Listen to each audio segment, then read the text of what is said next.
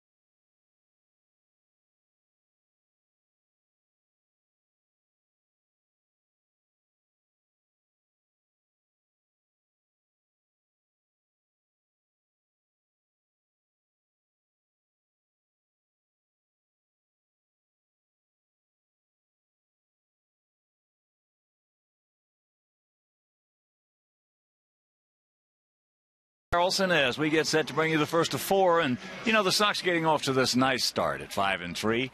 Certainly the manager is happy. Certainly the players are very happy. Certainly the fans are very happy.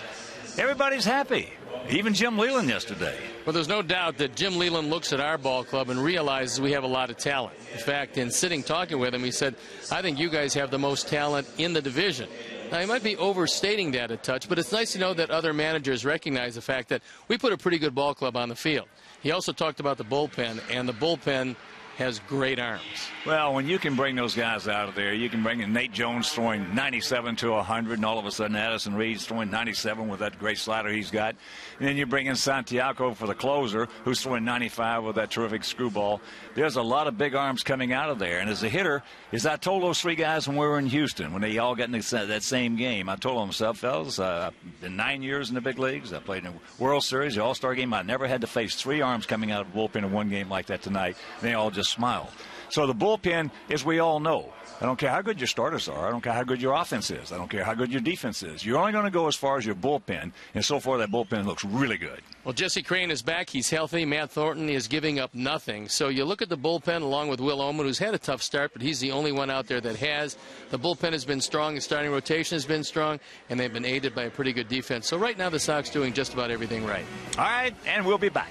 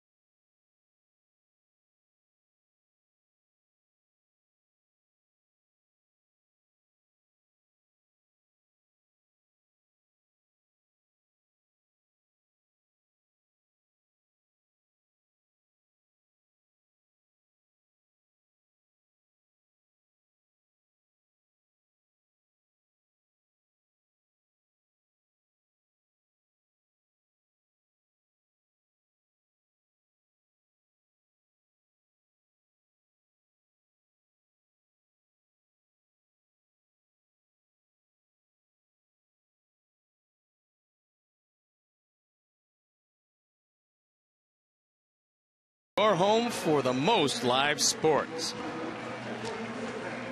White Sox taking the field, and we'll show you how Buck Showalter is going to line up his Baltimore Orioles. Endy Chavez is going to lead it off. J.J. Hardy hitting second. Nick Markakis in right field hitting third. Then it's Jones, Wieters, Nick Johnson the DH, with Reynolds, Davis, and Andino rounding out the lineup. The defense and how they'll line up behind Philip Umber. Viciedo, Diaza, and Rios. Left to right in the infield, Morel, Ramirez, Beckham, and Konerko. A.J. Pierzynski gets a nod behind the plate. And Philip Umber on for his first start of the year. You look at last year's numbers, first half of the year, probably the best Sox pitcher. But he had never thrown that many innings, kind of ground down late in the season, and that's why he was 9-9. But for a while, he put together a streak where he was about as good as it got. So hopefully that will be the Umber we look at tonight. The umpires for tonight: Lance Barrett behind the plate, Gary Darling is at first, Corey Blazer is at second, and Jerry Meals is at third. So it's a cool night at the ballpark. The wind is a factor, very much so, and we'll have to see which way it's going to take anything hit to the outfield. Robin Ventura liking the way his ball club has started, a half game out of first place, 5-3 against these surprising 5-4 Orioles. Nobody picked them to do much of anything, but Baltimore, under Buck Showalter, has come out and started to do pretty well. They opened with Minnesota, and then the Yankees came to town in Baltimore. Then they went to Toronto for 3 before coming here, and they ended with a trip to Anaheim to face the Angels. So they were in pretty tough. That's why their start and our start against teams of likes of Detroit and Texas is pretty impressive. So we're ready to play baseball. I'm ready to turn it over to my play-by-play partner, Ken Harrelson.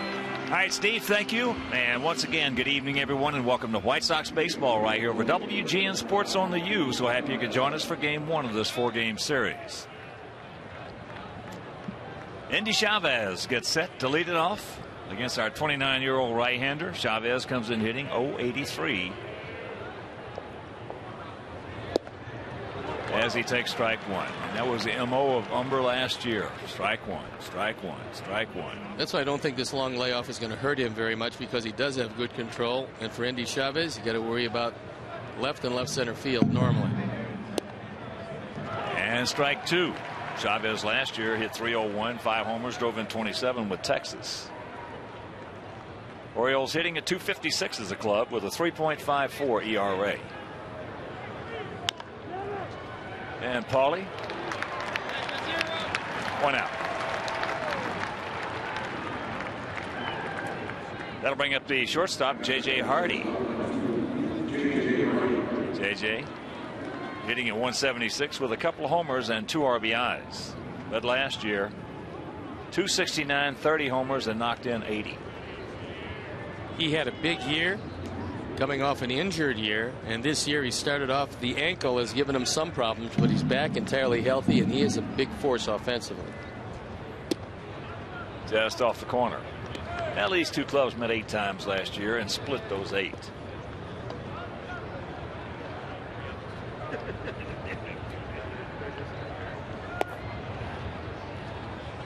Outfield straight up in here at the ballpark. 330 down the left field line, 335 down the right field line, 375 in the gaps, and 400 straight away center. 3-0. Nick Markakis on deck. And there's one. Hardy's a dead fastball hitter. Would prefer the ball middle in. Usually you keep it away from him on a fastball. That ball hit in the right field. Alex has got the bead. And the ball. So 2 out. And that'll bring up the right fielder, Nick Markakis, sitting at 219. A couple of homers. He's driven in 5. Off season for him last year. This guy's a good player. He had 284, 15 homers, and knocked in 73. He's got the advantage of having a red hot Adam Jones behind him. And Jones is really just coming into his own. Well, Jones can do it all. He's a terrific player. Yeah. You don't hear that much about him. One of those guys that they got in a trade from Seattle in the Eric Bedard deal. Well, that whole Baltimore organization has been under the radar for a few years.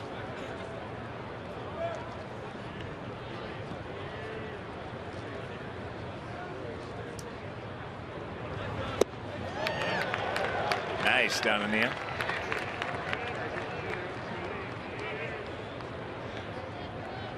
Tigers taking on Kansas City at Royal Stadium. Tigers leading 1-0. Austin Jackson, the leadoff homer. He gone. 1-2-3 inning. After half inning of play, it's Orioles nothing, and our guys coming to bat.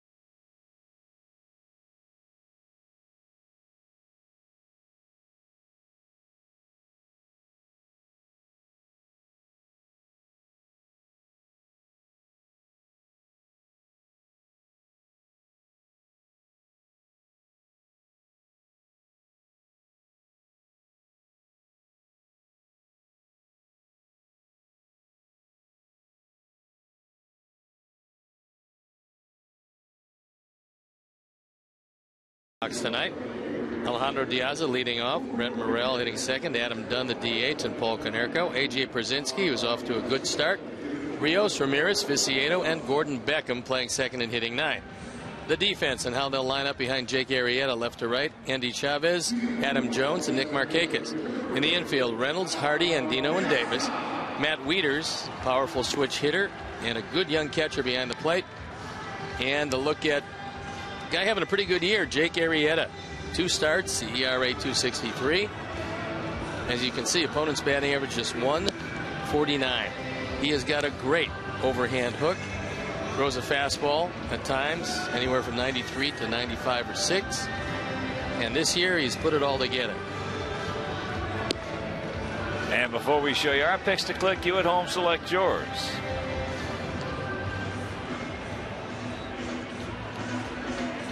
Alejandro Diaz gets set to lead it off.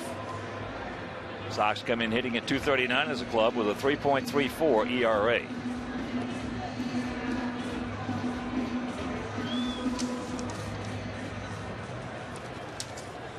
Outfield slightly to the left. Mark Reynolds at third on the grass. Chris Davis at first, halfway as there's first pitch strike.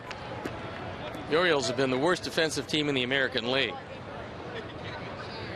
So maybe the Sox are going to exploit that tonight.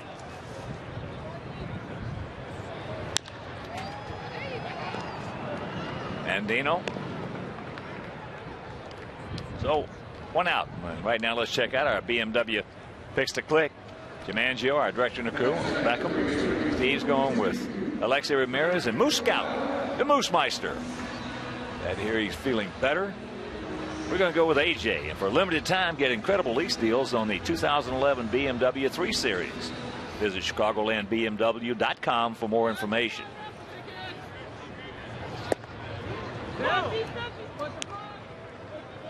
First pitch strike to Morrell. Brent hitting in 115. No homers, and he's driven in a pair. Off the end of the bat. And very quickly, 2 out. Arrieta, a member of the Orioles farm system, drafted in the 5th round of the 2007 draft. Appeared in 2010 where he went 6-6. Last year started to put it together at 10-8, but an ERA higher than he would like at 5.05. So you got a young guy just learning how to pitch and still with a big arm. Here's Adam. Well, he's 26 years old, 6'4", 225 pounds. Out of El Dorado Hills, California.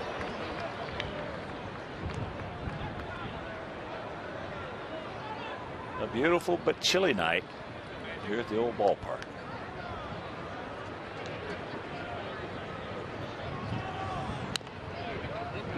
Chops that one down past Harrell. And the count 0-2 with Konerko on deck.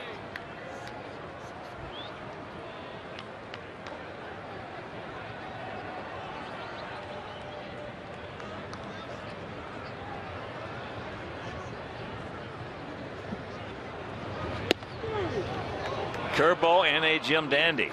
So a 1-2-3 inning. And after 1, no score.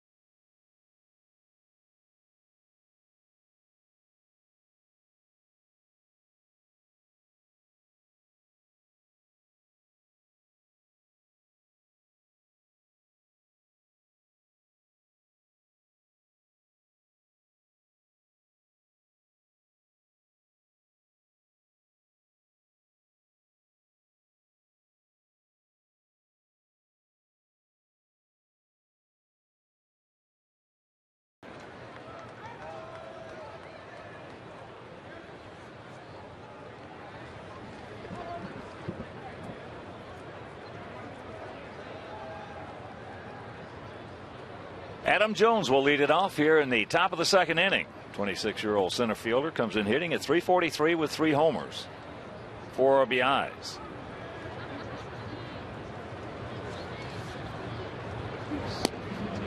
That's taken outside. Last year he hit .280, 25 homers, and knocked in 83. In the Toronto series, they tried to work everything away from Jones.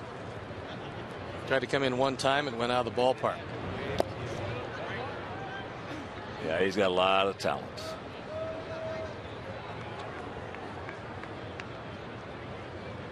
Terrific looking young player. He can certainly go get him in center field.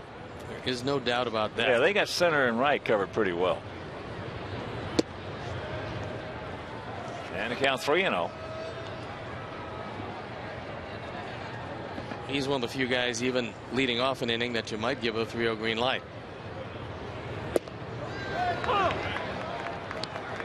Takes a strike.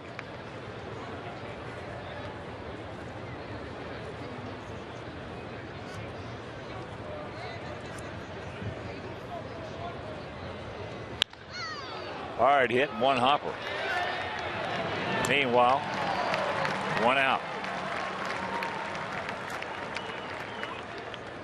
And a reminder, have you seen the White Sox Dynamic Ticket Deal of the Week? Enjoy a variety of price options for specific games and seating locations. The best tickets in the best locations directly from the White Sox. Buy early and save with the White Sox dynamically priced tickets.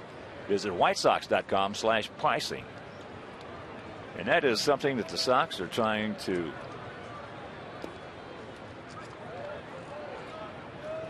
get another benefit over to their fans. And what I mean by that is the ticket prices will change as the season goes on. And we will explain that throughout the course of the game and throughout the course of the next few days to you. But it's a good deal. A terrific deal for our fans. Matt Wieters, switch hitting catcher, .286, a couple of homers. He's driven in 4. Wieters came out offensively last year with .262, 22 homers, and 68 driven in. He's become one of the leaders on this ball club. Takes that fastball strike. You love to see a young catcher able to do that. Wieters very big, very strong, with power from both sides of the plate. Pops it up, and that's going to be out of play.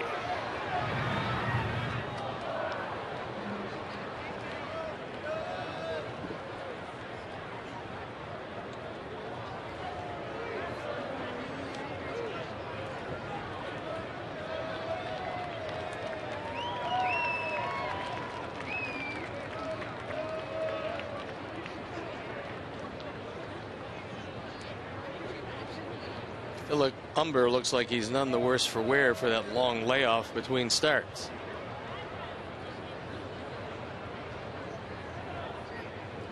Yeah, a little too much time for Wieters.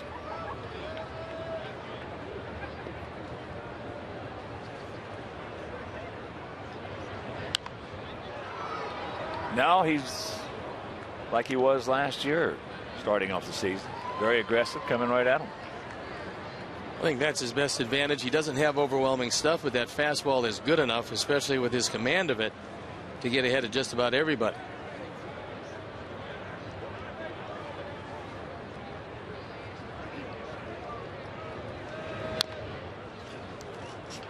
Took something off, had him out in front. Wieters, 25 years old.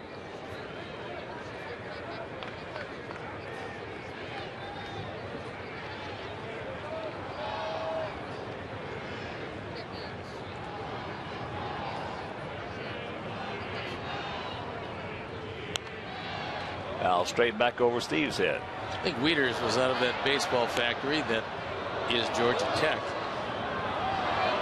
Went very high in the draft, first round draft pick. Switch hitting catchers, especially this big and this strong, are pretty hard to come by.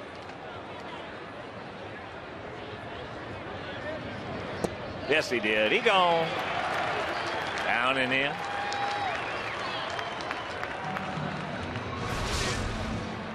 Tried to get a fastball by him, and then threw the curveball low and in. Peters missed it by plenty. Only the 4th time he struck out this year.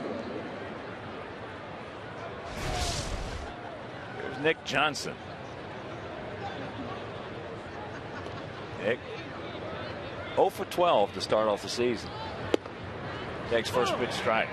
What a career he might have had if not for a litany of injuries. Well, I thought he had a chance to be really good. Really good. When he came into the league, he was really tough.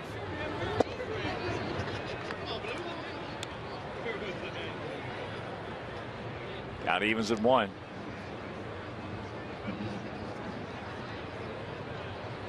Yeah, some guys just have that bad luck. Strike 1 and 2. Cannot stay healthy. No, and unfortunately, they never get out of themselves that great potential that they showed early because their bodies let them down. Curveball low. 2 balls, 2 strikes, 2 out here in the top of the 2nd. If you're just joining us.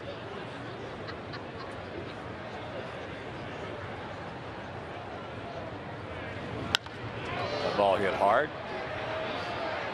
Knuckling a little bit on Alex. Meanwhile, he stays with it, hauls it in. That is 6 up, 6 down for Umber.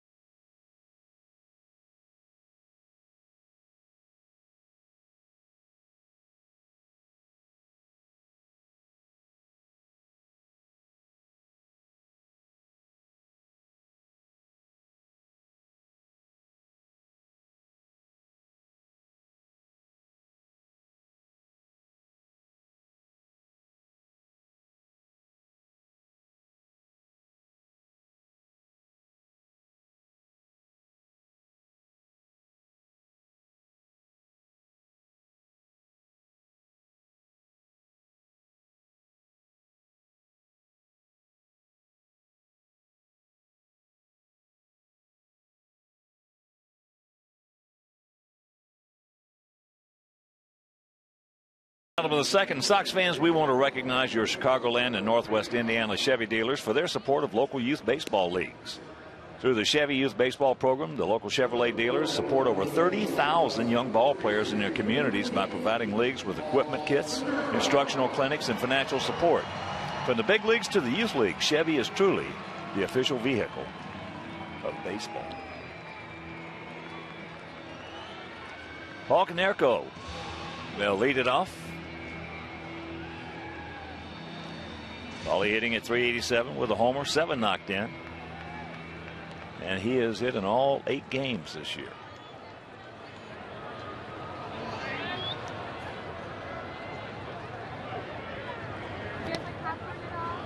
Breaking ball? No. You as a hitter probably love to see that first pitch breaking ball out of the zone. Yeah. It was nice. Unfortunately, it didn't happen that often. That was 0-1-0-2 most of the time.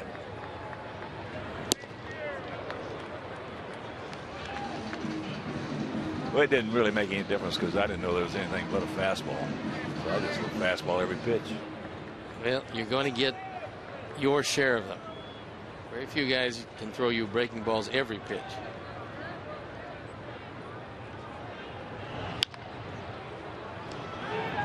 Reynolds sort of shoves it over to first base. And that's out number 1. Well, we talk about it so often. Got youngsters out there in Little League and high school, college, whatever, who have trouble with a breaking ball. Most of the guys that have trouble with a breaking ball, that's because they're looking for the ball. You don't have to be a good breaking ball hitter to play in the big leagues, but you have to be a good fastball hitter.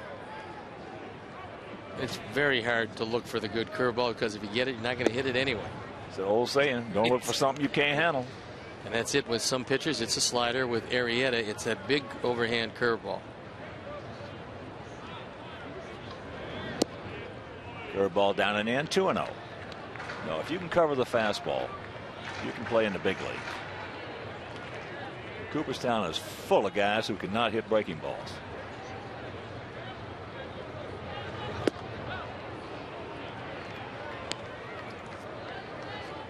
Two and 1 to count. AJ helped him out. That fastball was up and out of the zone. Shading him in the outfield is a pull hitter.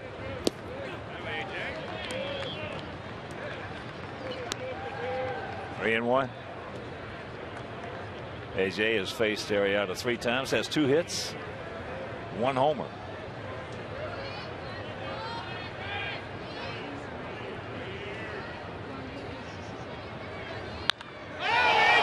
Stay fair. Stay fair. It will. You can. Put it on the board. Yes. High towering blast by Pierzynski. And it's 1-0. Good guy. Mercy. He got a curveball. He was behind 3-1. Threw him a hook. It didn't do much but roll, and rolled on out of the ballpark. 3rd home run of the year, 9 driven in, leading the team in that department, leading the team in both departments.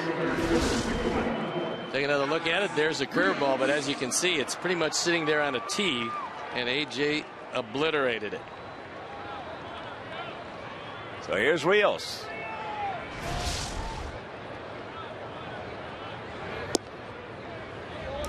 That is the 2nd home run that Arrieta has thrown.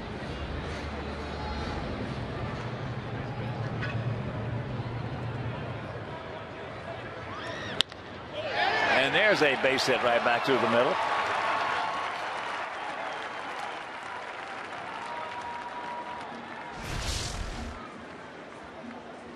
This one hugging the line, but as it turned out,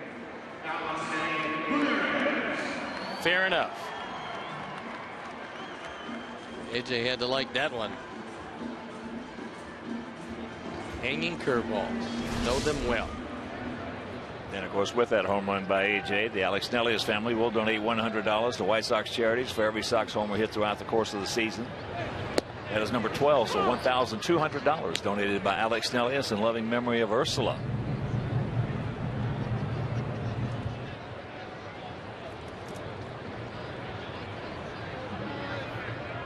Alexei hitting at .258 with a homer, and he's driven in 2.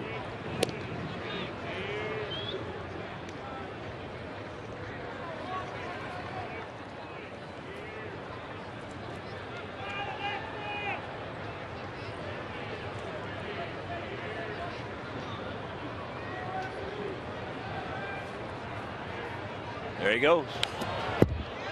Had a pretty good jump. It's going to be tough for Wieters to throw him out right there. Was a hit and run. Alexei fouled it off, but you're right. He'd have stolen second base easily. And a reminder, Sox fans, every White Sox Friday home game is United Flyaway Friday. Each Friday home game, one lucky fan will have the chance to win 2 free round-trip tickets to anywhere in the continental United States that airlines that United flies. United, proud to fly the White Sox.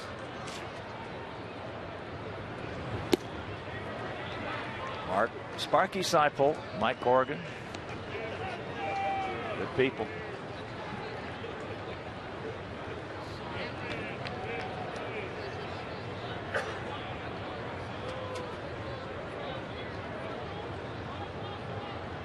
Jones playing a little short out there in center, straight up.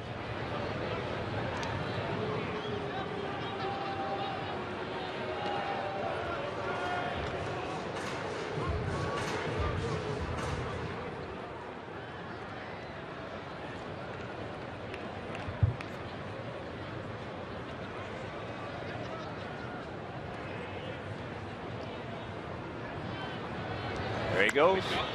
And that's fouled away.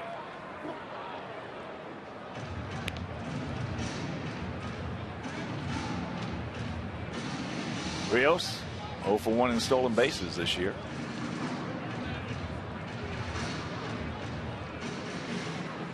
First to 4 against Baltimore.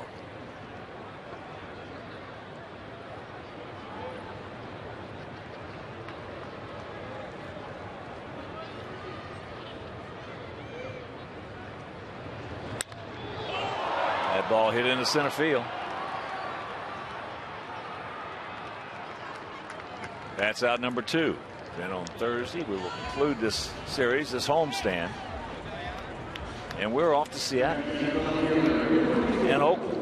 And we miss King Felix. That's not a bad thing. Well, you and I were talking about it before the game. It's not who you play, it's when you play them. Miss Verlander. Miss Hernandez. A bad way to start the season. So here's Tanks.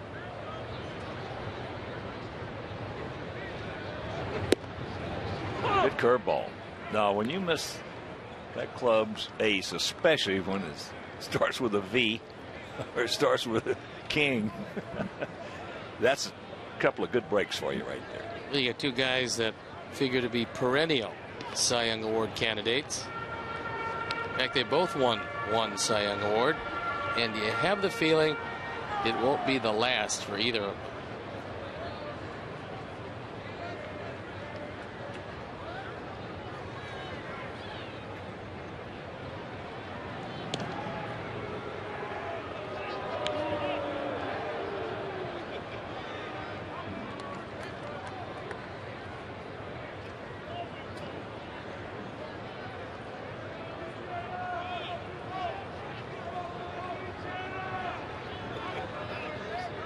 There he goes. There's a throw. It's in the center field. Little pop up. And he'll move on, get by him. Weeder's second error.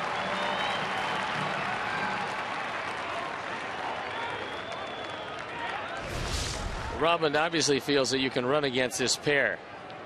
And Wieters makes a terrible throw. No chance at all for Hardy to get that one.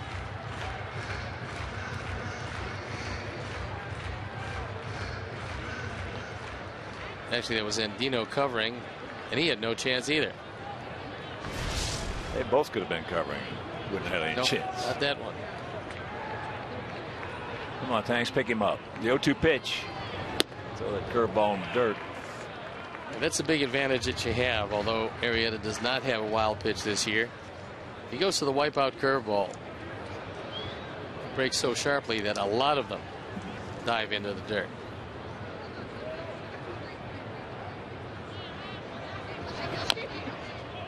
Off the end of the bat.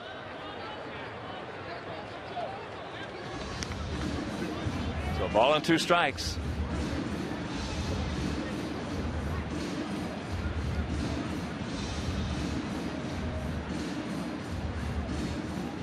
A run on 2 hits, no errors for us. No runs, no hits, and 1 error for them.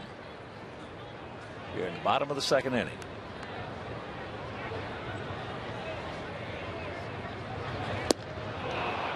Got him, but the long home run by Pierzynski. It is 1-0 Sox.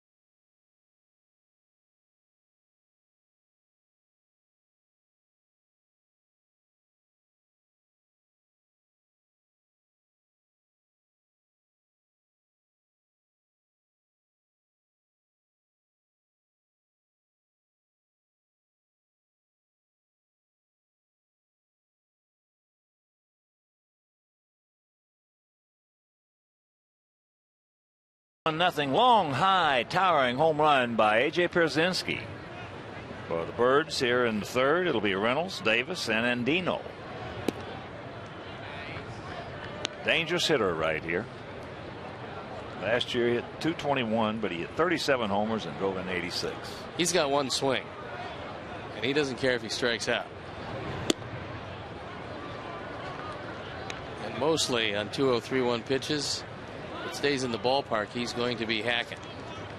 This is a really strong guy. He doesn't make a lot of contact. There's a good pitch, especially on 2-0. Mark coming into this year.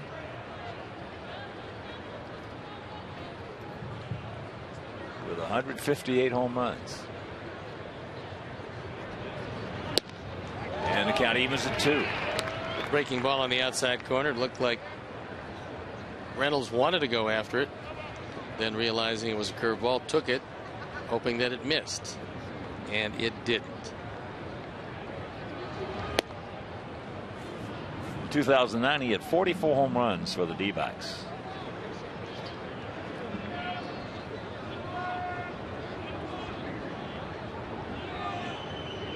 Way off. Just got a piece of it.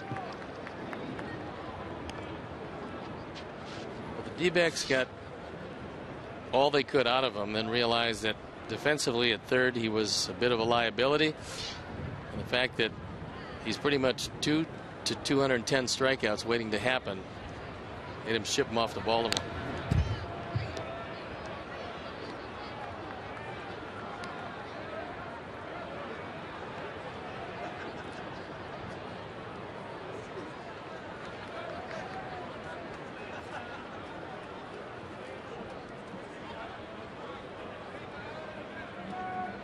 Once again, the payoff pitch. High into right center field. Alex making the call. 2 down. And there's some malcontentment going on up in Beantown. There is indeed.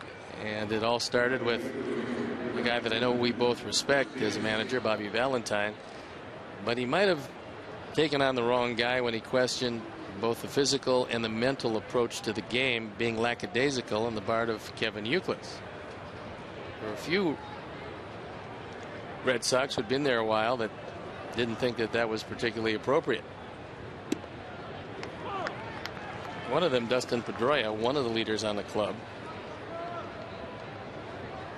So after an apology, it appears that all's well that ends well, except they got shut out 1-0 today.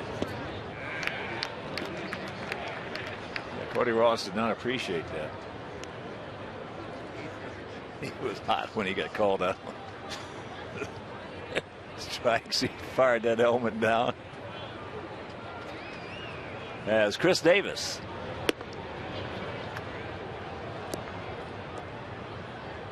This is a guy you got to be careful with. He has got huge power. You know, he's a mystery too, because he does not have a real big swing. And he is a guy who, Texas, last year he had 250, limited time with the Rangers, 3 homers. This year comes in at 346 with a homer and 3 driven in. So you can cancel a post-game show. That's the first base runner, first hit. It was a fastball that tailed over the plate. Umber wanted to get in a little further. Davis came over along with Tommy Hunter in exchange for Koji Uhura. It was July 30th of last year. Pretty good trade, I think, for the Orioles. Yes, it was. And here's Andino. And there's a just off the tip of the glove base hit.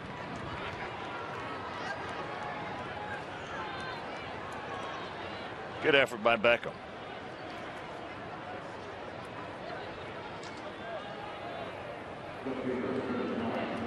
And White Sox families come to U.S. Cellular Field on Sunday, May 13th to celebrate Mother's Day. First 10,000 ladies age 14 or older will receive a White Sox tote bag, a great souvenir for any mother or daughter. Purchase your tickets today by visiting whitesox.com or calling 866-SOX-GAME. With one out, you still have to watch the bunt for a base hit from Endy Chavez. the way he started this year, and it hasn't been good. That's always a possibility.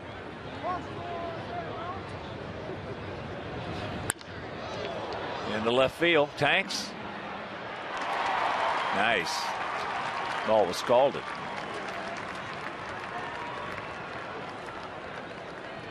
Vicieto has made a few good plays in left field, so it looks like he's getting a little more used to that territory out there, a place where he hadn't been before. That's the whole key.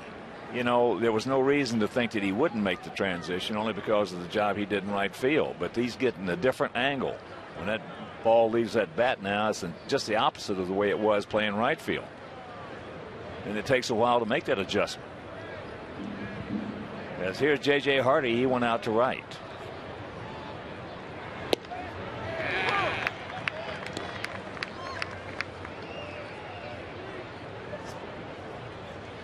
Hardy came out of the Brewer organization, and the Brewers over probably the last 10 years have raised a lot of very good hitters. Hardy one of them.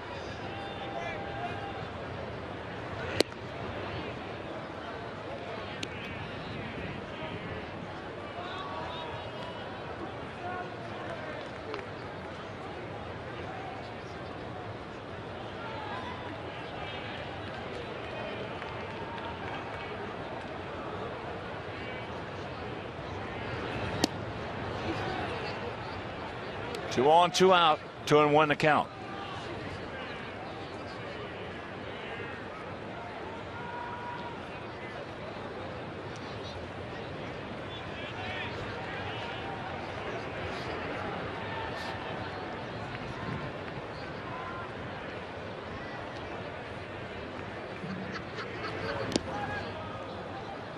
And it's 3-1. Nice job of blocking it by AJ, making sure it didn't get by and making sure that both runners did not advance.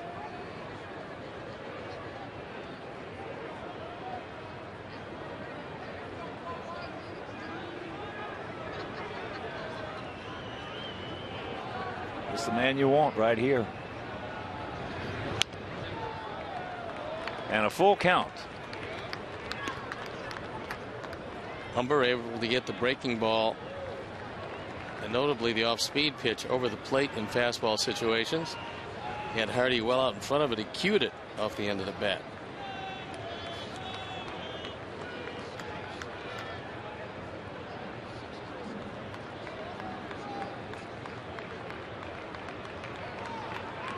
Two out and a payoff pitch. Not even close. So he walks Hardy to get to Markakis. As a rule, not a good move. No, and here comes Don Cooper. He wants to talk with Umber about losing the release point. AJ couldn't block it entirely, but he did make sure that the run couldn't score.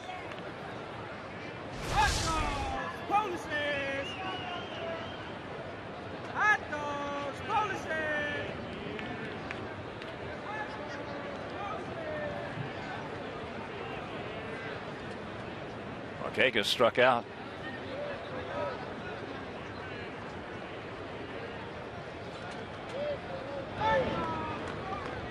So Coop has his say.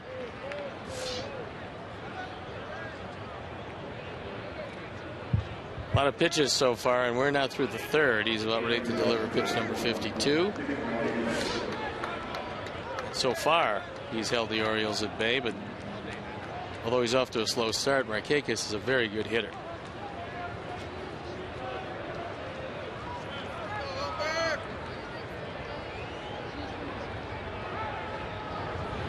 Now check it out. Nice pitch selection right there. Well, he put it in a good spot. And it looked like either a changeup or a little bit of a cutter. Yeah, usually in this situation where you walk a guy to load up the bases, the majority of the time the first pitch is going to be a fastball, especially after the pitching coach goes out there. Unfortunately, deviating from that pattern, now he finds himself well ahead in the count.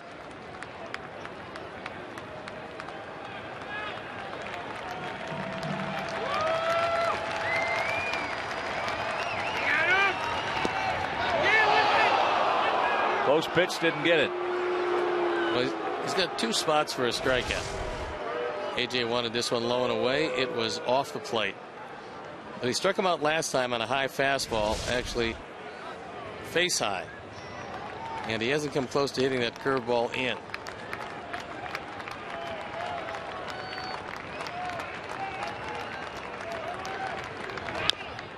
Chopper, get over there. Now Paulie will take it himself, and he pitches out of the bases loaded jam. Nice job by Philip Umber, and we'll go to the bottom of the 3rd, leading 1-0.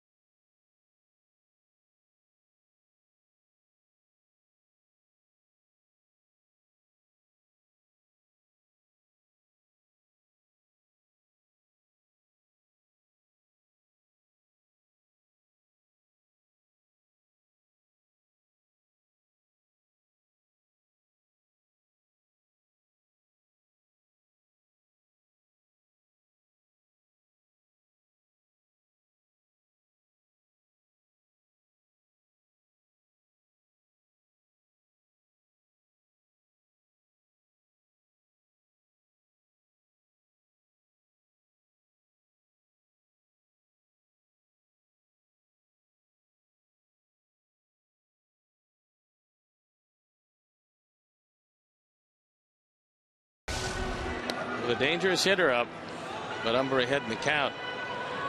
He throws it off speed. Markakis realizing can't do anything with it. And now AJ talking with Philip about his command.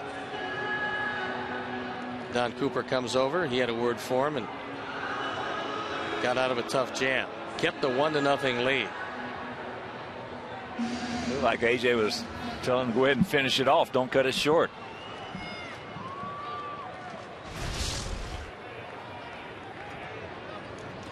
Here's Beckham. Takes a breaking ball low and away. Gordon off to a slow start at 136. 3 for 22.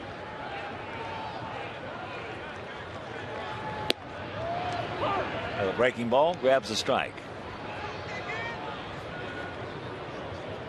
Arrieta has a couple of different speeds on that breaking ball. That was a hard one at 88.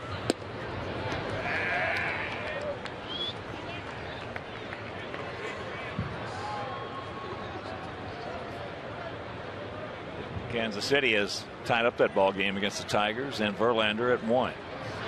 Bottom of the 3rd. That pitch right there probably epitomizes the struggles of Gordon Beckham. It's a fastball. It was right down the middle, and he swung right through it.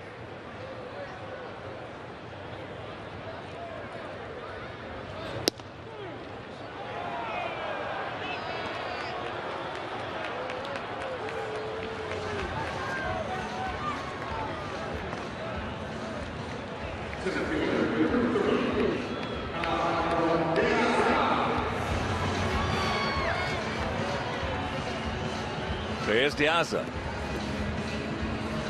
He bounced out to Andino at second. Diaz is always good for a bunt possibility. Davis is well back at first.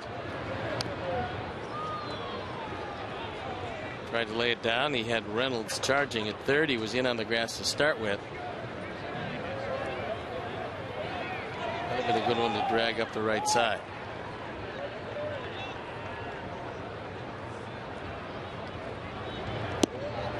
There's that overhanded yellowhammer. A good one. 78 miles an hour. A big, sharp breaking ball. The most difficult call for an umpire is that curve. There, he just fists that one foul. Which one did you like the least? Curveballs or sliders? Well, the slider gave me a lot more trouble, only because if they got the curveball over, I couldn't do anything with it anyway. But I wanted to tilt on the ball. So the slider was tougher for me. Has less tilt. Those 12 to 6s like he's throwing there, I had no chance. No, they're pretty tough. In fact, he's got one of the better ones in the league. We've seen a few good ones. He hasn't had it consistently, but when he's needed it, it's been there to this point. Ball hit hard. Davis. And that's out number 2. Well, in my whole career, I can only name you maybe a handful of guys that can hit that curveball of his, that 12 to 6. Yeah, there's some guys that actually they don't mind it as long as it's in the strike zone. They're not going to hit the wipeout curveball in the dirt. Tony Oliva. Yeah, well, he didn't care about anybody. He would have worn that thing out. It didn't really matter. No, he might be the best hitter who's not in the Hall of Fame. It's really a shame that he lost his legs as early as he did, because he could have been, I mean, the numbers he could have put up would have been as good as anybody around. Yeah. Tony against those 20-game winners had a MO everybody knew about. Those 20-game winners threw real hard. He would just fight the fastball off until they tried to trick him and then kill him. And off the 20-game winners who were more or less breaking ball pitchers, he would just kill them. That was it. Because he was such a good breaking ball hitter. But he could also turn the fastball around when he looked for it. I know Tom Seaver came in the All-Star game in '68 and was throwing nothing but fire. Yeah, he had a huge arm. I mean, in those days, you're talking about 100 plus. At the knees mostly. We got one hit off of him, and that was by Tony, who came over and asked me if he could use my bat. I said, Tony, that's 35 ounces. He said, I know it. I said, okay, be my guest. He goes up there, he gets a high fastball, hits a rocket off the wall in left center field for a double. That's the only hit we got off Seaver. That might have been one of the few high fastballs he threw. That's the 1-2-3 inning. Arrieta with a couple of strikeouts, but he trails it 1-0.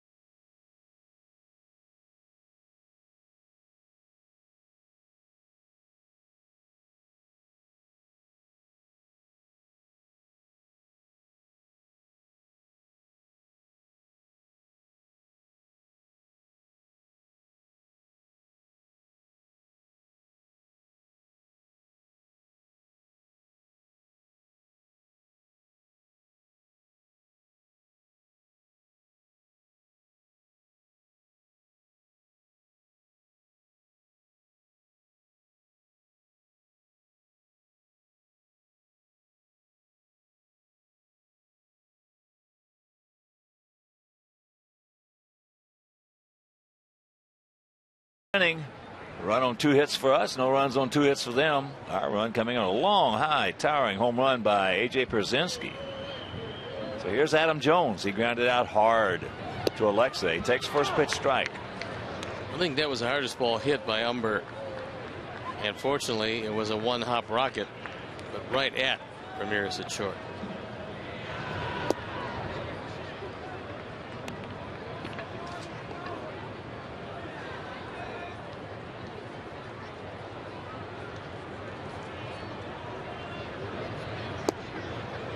That's low.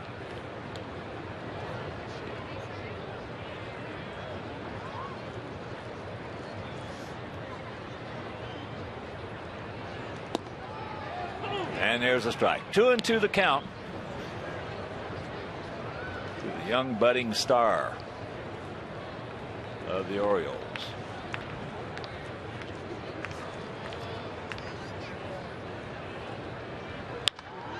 That ball's hit hard.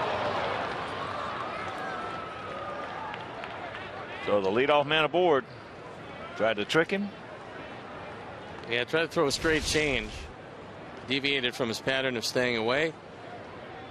Wanted Jones out in front of it.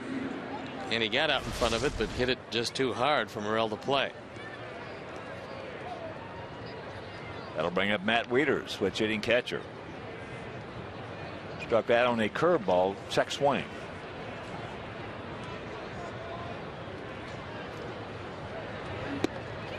Top of the 4th in Kansas City, still tied at 1 with Detroit. Danny Duffy against Verlander.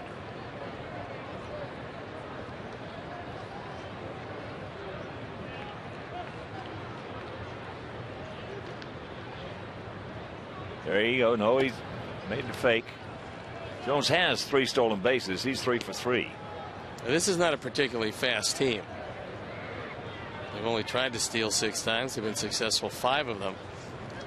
But Adam Jones is primarily their running game. So you would think somewhere along the line, to stay out of the double play, they would be sending it.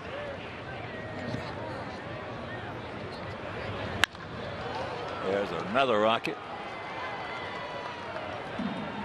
Alex will get it back in. So trouble a brewing here in the top of the 4th.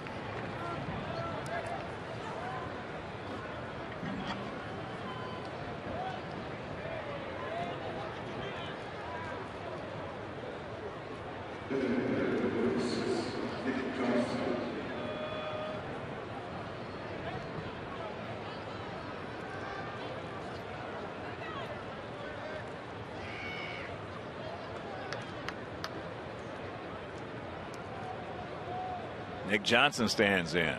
He hung out a rope to Rios to end the 2nd inning.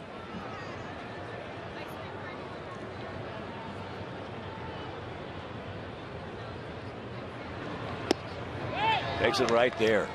Couldn't pull the trigger. Johnson doesn't have the real good speed, so he's an inviting double play target. He's grounded into 1 of them this year.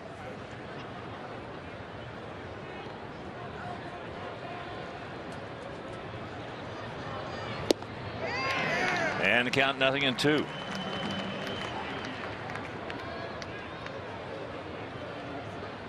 Minnesota leading the Yankees 5-3. Freddie Garcia on the bump for the Bronx Bombers.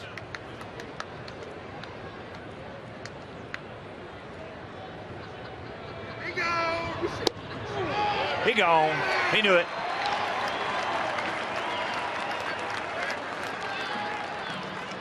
Third strikeout for Umber. Big pitch. Umber didn't hit his spot.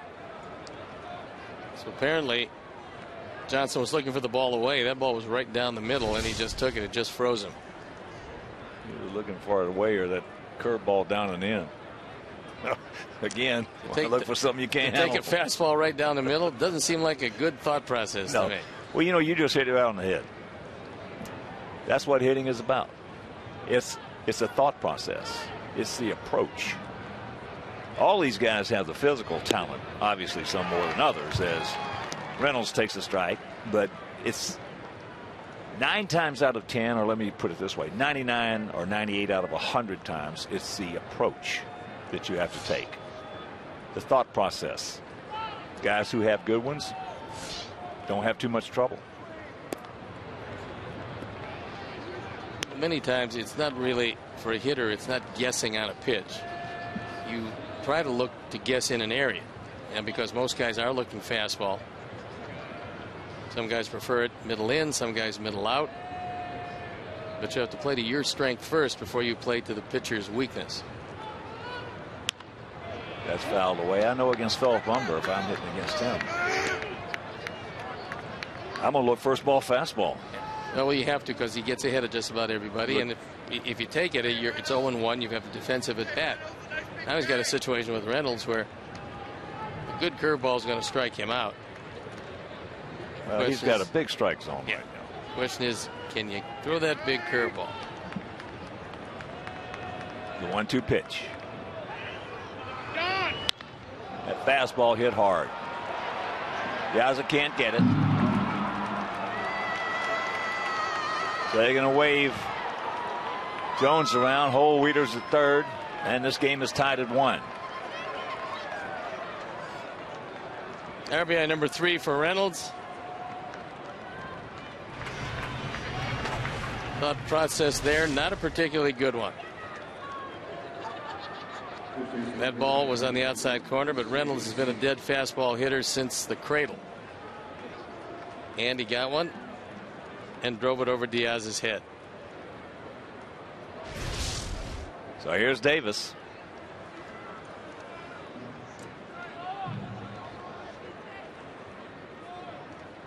He singles sharply into right field. Out in front and chops it foul.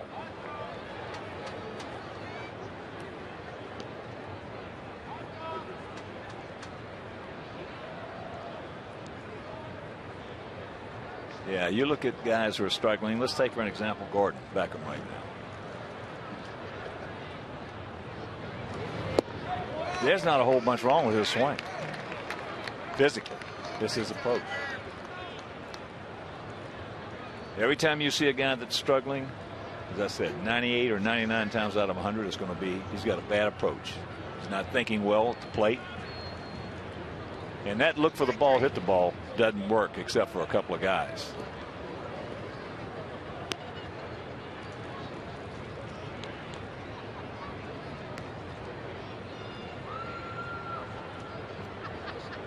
Ted Williams was absolutely adamant. Adamant. I mean, he would crucify you. He'd come up to you.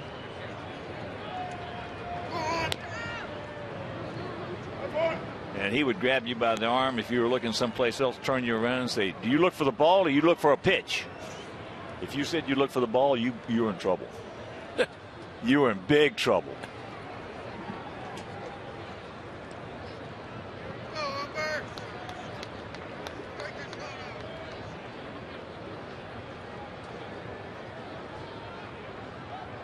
Ducks on the pine, 1 out.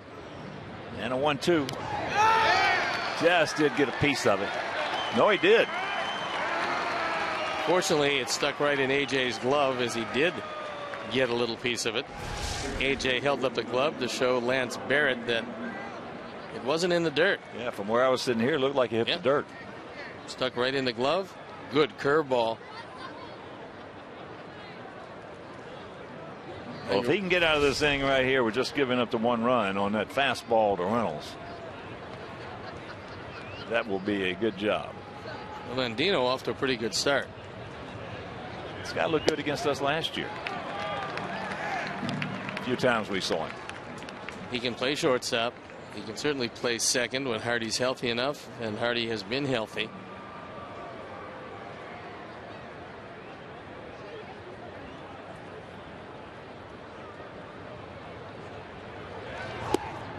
That's low. Yeah, he had some good at-bats against us. As I mentioned earlier, we played these guys 8 times last year and split the 8.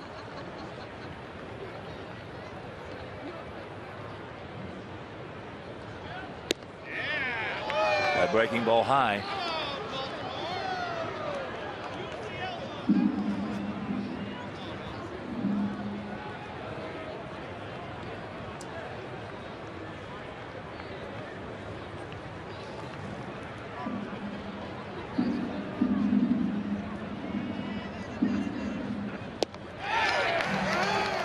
Nice pitch to get over on a 2-1 count. Yeah, I like what we're seeing from this umpire, Lance Barrett. Hasn't missed anything yet that I've seen, and nobody's looked back to question any of his calls. Oh, I like what we're seeing from him.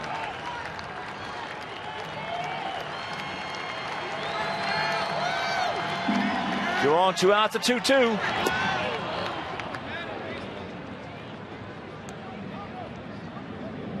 And that was the 80th pitch. Andy Chavez in the on-deck circle. He'd certainly love to end it here with Andino. Chavez hit the ball very hard last time up last inning. 3-2.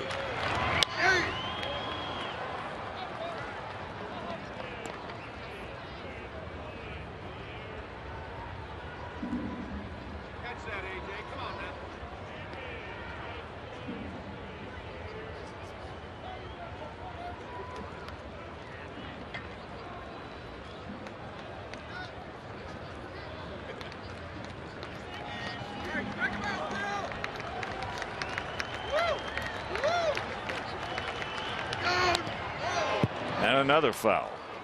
He's made a couple of very good pitches on Andino, who's gone out twice to spoil him. And everything in this bat has been away. Threw one pitch down. That's the only semblance of a pitch he got middle in. Well, Andino is showing some good plate coverage.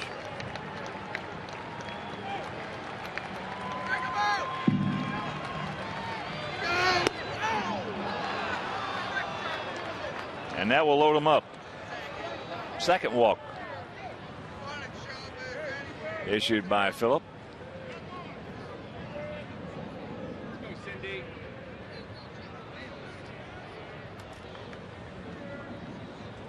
Second time that the Orioles have loaded the bases. Umber left him stranded last inning.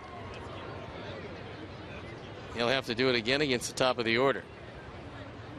And while he's out there, reminder, Hooters is the official road game restaurant of the White Sox. Come into any Chicagoland area Hooters when the Sox are on the road to catch the games on their flat screen HD TVs and enjoy great Miller beer features. Hooters, the original wing joint.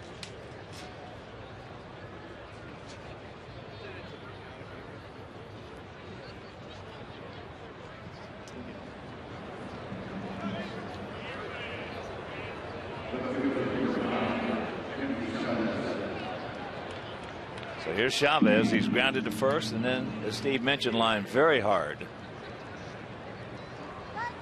Vicieto and left.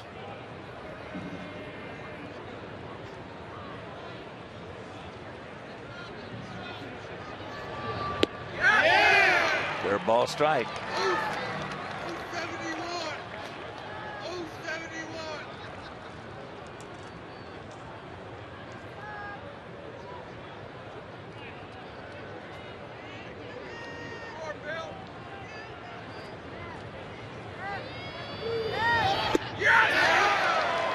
Count 0-2.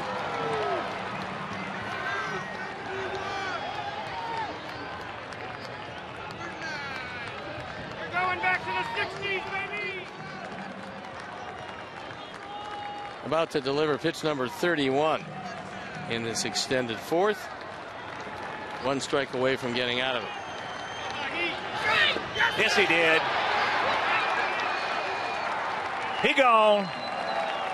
And I'll tell you, just to give up that one run with that inning, the way it's the sequence of it, we'll take it. Meanwhile, tied at 1.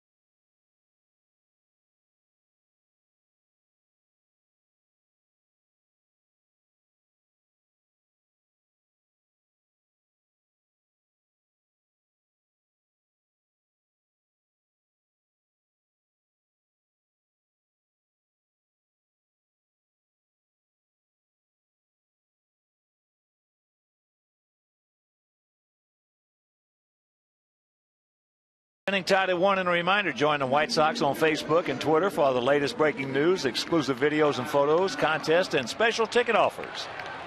Like the official White Sox page on Facebook and follow us on Twitter via @White Sox or visit whitesox.com/connect today.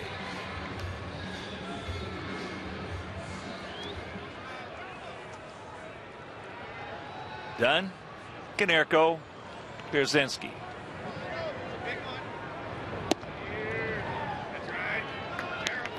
Adam. Boy, Arrieta just froze him with a curveball to strike him out in the first.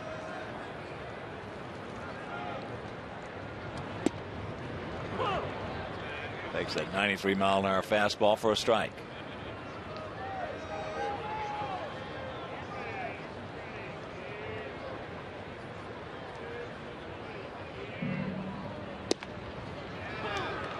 And another one.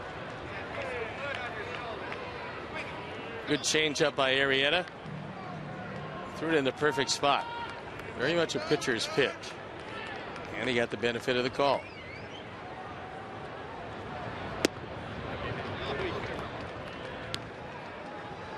Try to cut that one in on the hands. So except for that changeup you see away on the Xfinity pitch tracks, everything else has been inside. I think Wieters calling for the inside heat. Got it in there, he fights it off. Pretty good pitch and a good job of staying alive. I would think Arrieta would go to the off-speed pitch or the curveball after backing him up with that fastball.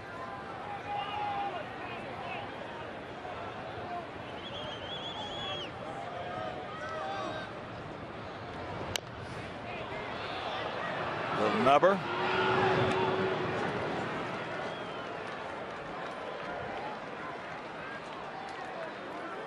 That's a question in that sequence of a pitcher doing what he feels he's best at.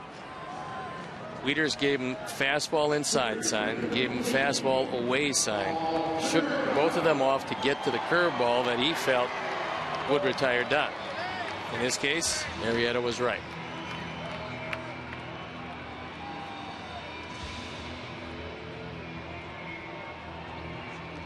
Here's Paulie. Paulie grounded out to third.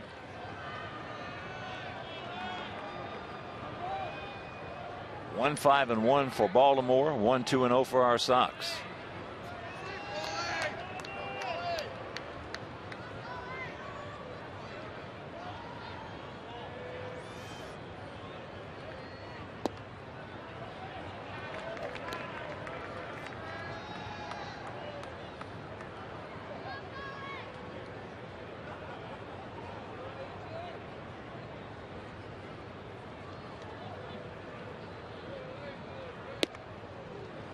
This is some of the better right-handed stuff in the league we're seeing.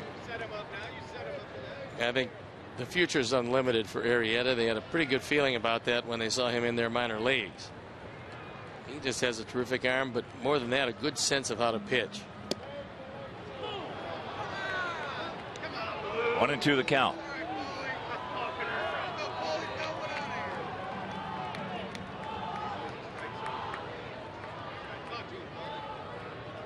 Chavez is playing Paulie well off the line. And surprisingly, Jones a couple of steps into right center. There we pan around, show you the defense.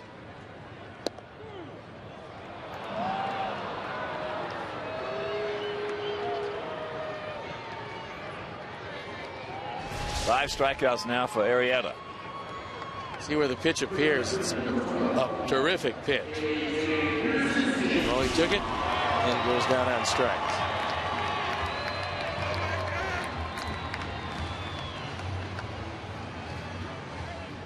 So here's AJ. He's 1 for 1. And here was the hit. He got one of the few rolling breaking balls that Arrieta's thrown and took it out. And he is 2 for 2. So Moose Skowron, the Moose Meisters, picked the click.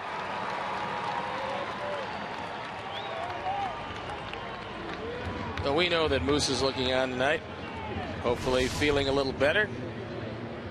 And with his man looking at another rolling curveball, AJ's got 67% of the Sox hits tonight. And here's the man with the other hit. Alex Rios lined a single to center. Also picked up his first stolen base.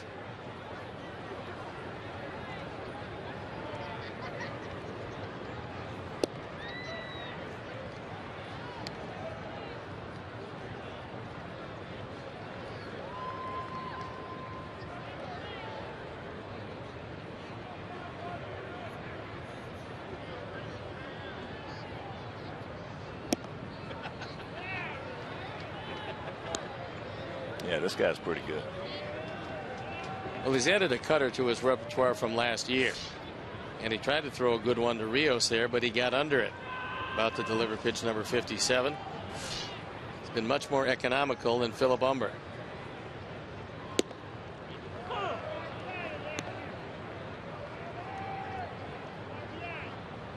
Yeah, he looks like a pup out of King Felix. Felix maybe throws a little bit harder. Felix usually keeps something in the bag to bring out when he gets in trouble. In his back pocket. There's a little looper. It's going to be caught, and that'll retire the side. Nothing across. We did get a hit. Strand one, and we're tied at 1.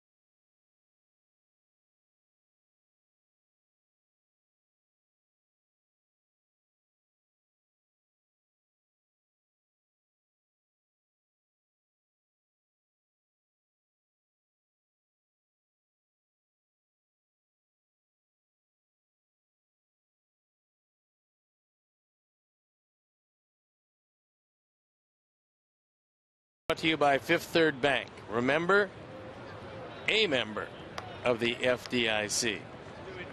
First pitch to J.J. Hardy. Taken for a strike. J.J. has gone out to right and walked.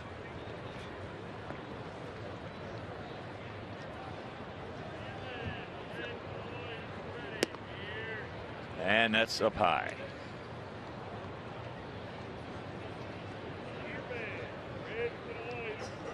Thirty homers last year. Umber is changing speeds on his breaking ball, which makes it doubly tough. Even if you were looking for it and you could guess the right pitch, you can't guess the velocity.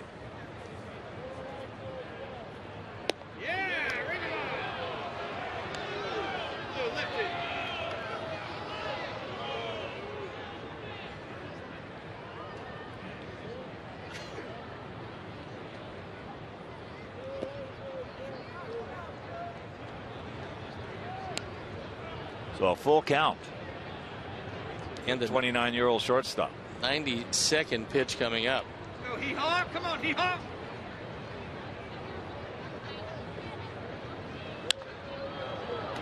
He got a cookie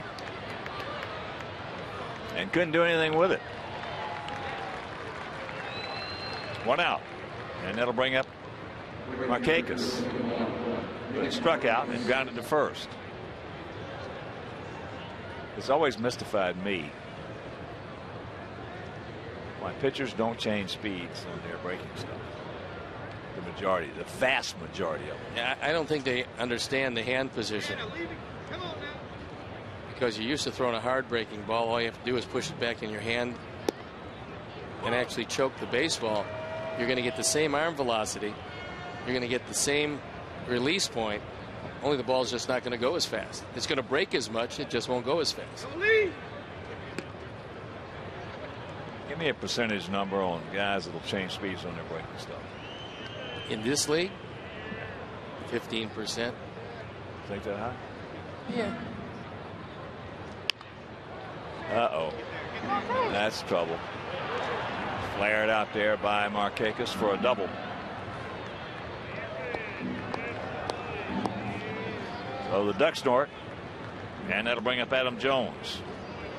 I know one thing, if pitchers, as you take another look at this little soft flare, but if pitchers knew how much hitters hated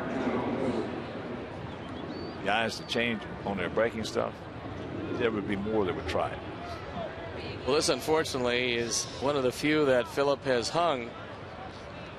Markakis took advantage of it.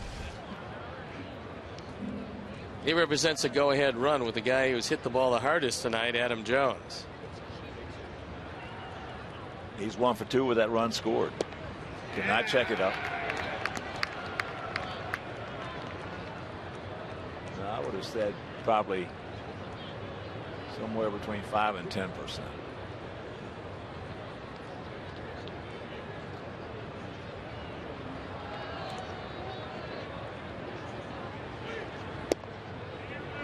Tries to dot the outside corner. I tell you, that's one of the reasons why Jake has been so effective this year, is he's finally changing speeds on that slider, which for him has always been his bread and butter pitch. Jake knows what he's doing out there.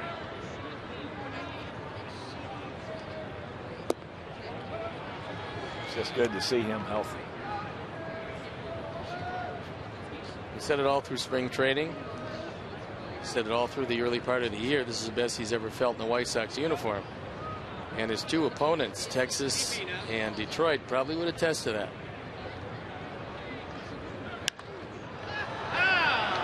Just underneath that, he got a good pitch to hit. And now Tank's making the call and the catch. Adam upset with himself. It is not a 3-1 Baltimore lead. Another hanging breaking ball, and these are the signs that Phillip is starting to tire, because he's left a few curveballs and off-speed pitches up in the zone. That one, fortunately for him, was hung higher than high, and Jones couldn't get a piece of it. Umber about ready to deliver pitch number 100, so you would probably think this would be the last inning of work for him. Here's Waiters.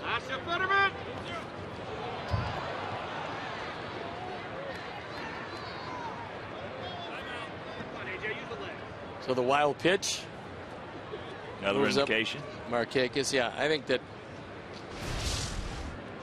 he's gone pretty far. This changeup off the shin guard of AJ. They're tough to handle when they bounce a foot to 6 inches in front of the plate.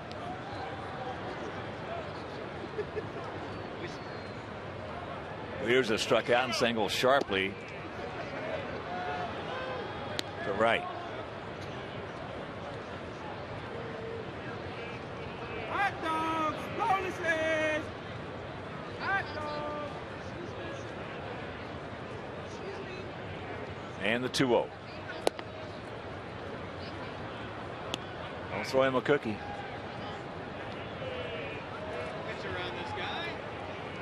Well, I'm pretty sure that Buck Showalter would be giving him the 3-0 green light.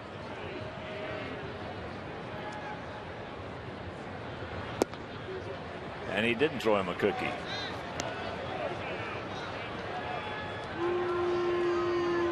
So here comes Johnson. He is lined out hard to right. Now Coop out once again. Well, the bullpen hasn't been up yet, but it's getting up now, and Don wants to spend as much time on the mound as he possibly can. He'll stay out there most likely until Lance Barrett decides to break it up. Still nobody in the bullpen. Well, for your first start, 103 pitches in 4 2/3 innings. That's a load. Well, it's a lot because really twice he had to go to the well. He had bases loaded in the third, bases loaded in the fourth.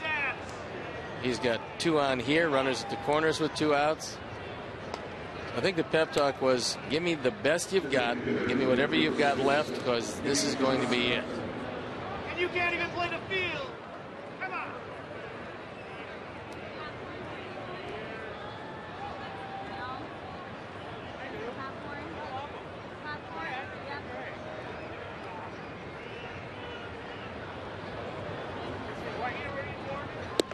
First pitch strike. Bottom of the 5th in Kansas City. 3-1 Tigers. Verlander on the hill.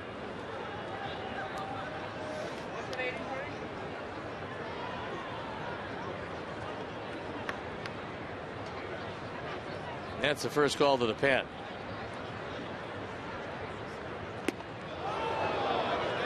Verlander just struck out Gordon. Alex Gordon on a 100-mile-an-hour fastball. Well, he's got runners at second and third, so that little extra that he keeps in his pocket, he's breaking it out now.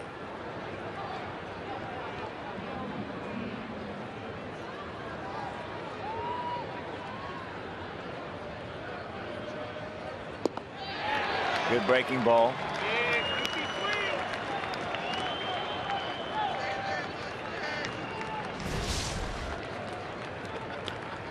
That ball breaking straight down in the zone, a perfect pitcher's pitch.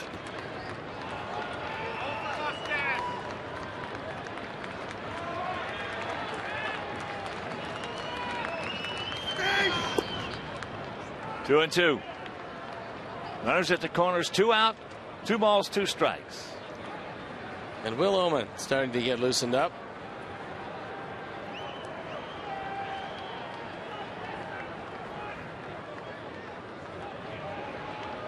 Can't hide behind that mustache, Johnson.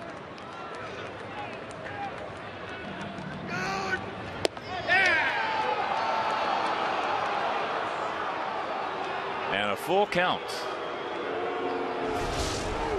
Umpires in the stands wanted this, but this ball was inside. Just as soon not get to the next guy. Mark Reynolds. And the payoff pitch. He gone. And that'll retire the side. We're halfway home, tied at 1.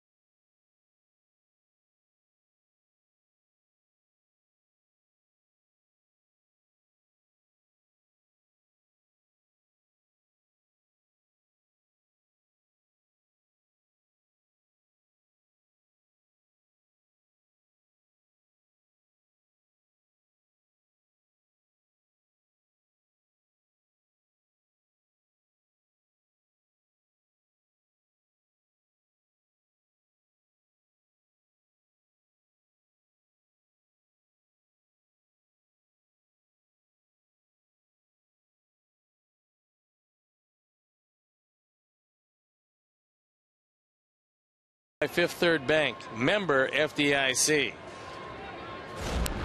Philip Umber has left 8 stranded the last 3 innings. Getting out of a bases loaded jam. Getting out of yet another bases loaded jam. And getting Nick Johnson looking to get out of a first and third jam. See what's possible with AT&T UVerse TV and AT&T high-speed internet. Rethink possible. Bottom of the 5th, tied at 1. Alexei, Tanks, and Beckham. Lower third of our order. Now there is no activity down in our bullpen.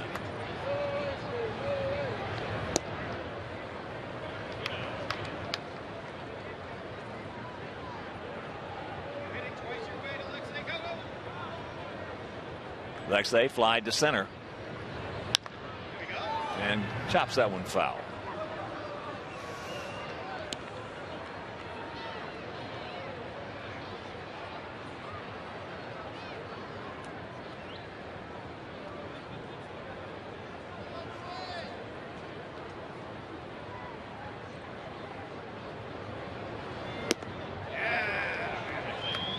Two and one.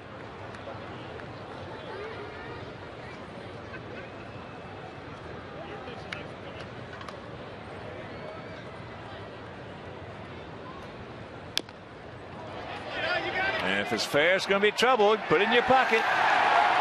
Once it hugs that line in this ballpark, it's going to be a fair ball.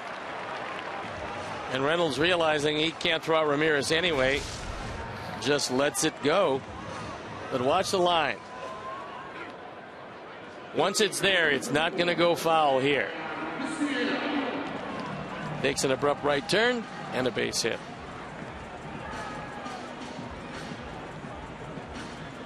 So here's Viciedo. He struck out his first trip.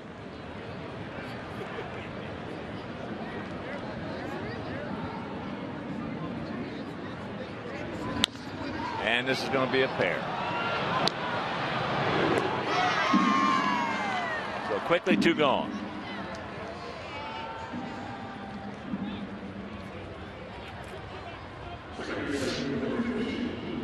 Arrieta completely unlike Philip Umber in that they're both pitching great. But Arrieta's done it on a minimum of pitches. Just number 64 coming.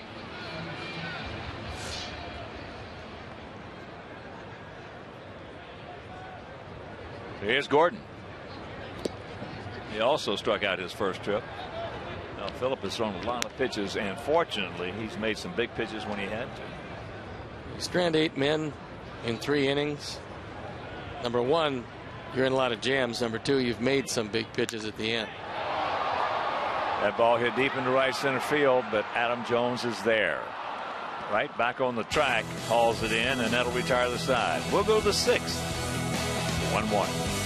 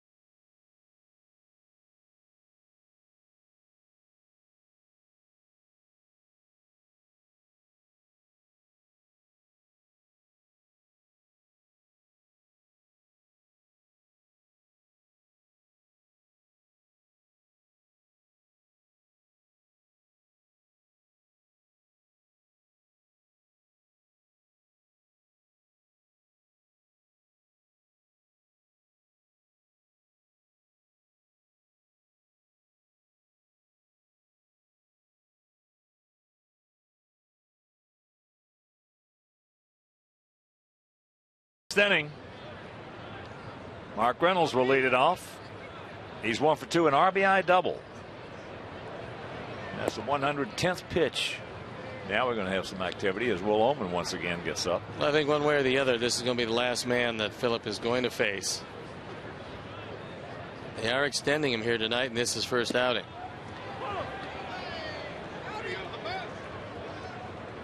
Realizing he got careless on a fastball last time with Reynolds, you would think he'd see nothing but breaking balls.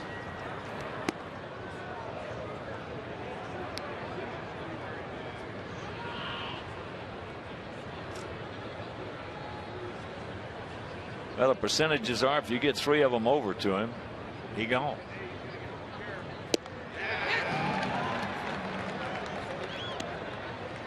Well, he's got one more, and he won't hit that if it's a breaking ball in the outside corner.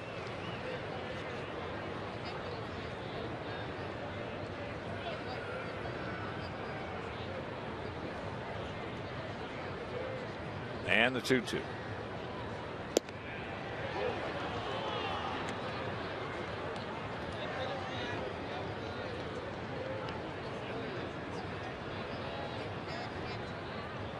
Chris Davis in the on deck circle. Another breaking ball. And that's going to be it for Umber, I do believe. Steady diet of breaking balls. The final one, retiring Reynolds, no stranger to the strikeout. And at the 115 pitch mark, Phillip Umber has had enough. I'll tell you one thing, that's a heck of an effort in your first outing. I think it's terrific. He made some big pitches and got out of some tough jams. So we'll watch Phil Umber leave to a standing ovation from the crowd. Very appreciative of his efforts tonight. No more so than his teammates, I'll tell you that right now. That was one gutsy performance by Phillip Umber. He'll depart, and we'll be back.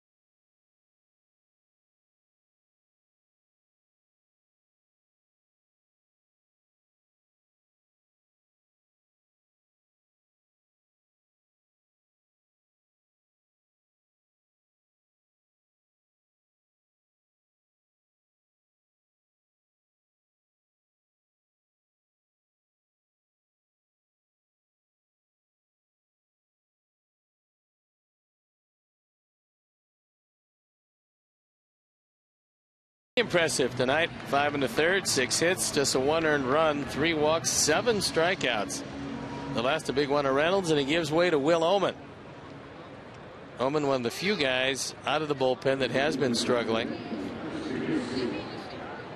On for the 6th time, and he's facing a very powerful Chris Davis. Davis a single sharply to right field and struck out.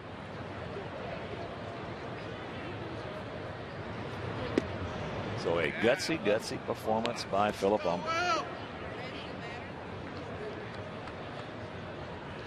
Those are the kind right there that really you endear yourself to your teammates.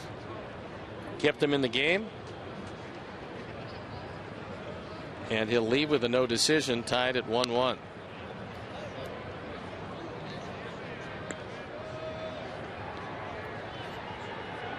Zach Stewart now throwing in the pen.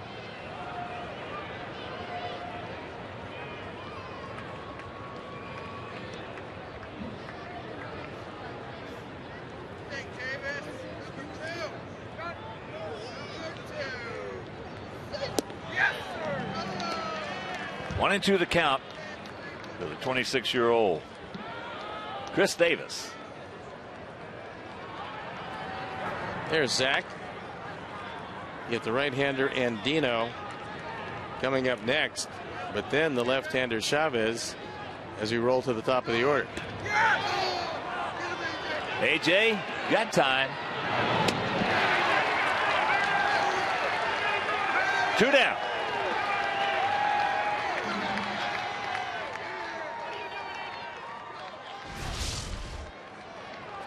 AJ wants it low and away. This ball is up and in, ticks off the glove, and fortunately able to get there with some time to spare.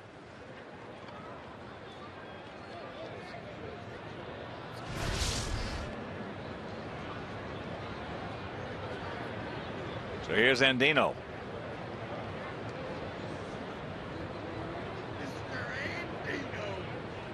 Side struggling just a bit. Will Oman has had some bad luck.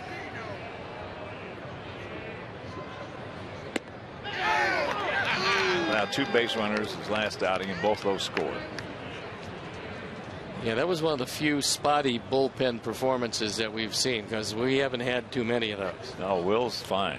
He just, and then the time before that, he had a guy on and he came around to score from first base. So that'll run that ERA up when you're only working a third of an inning. Yeah, if you use him to get out of innings, he's very good at it. One of the best.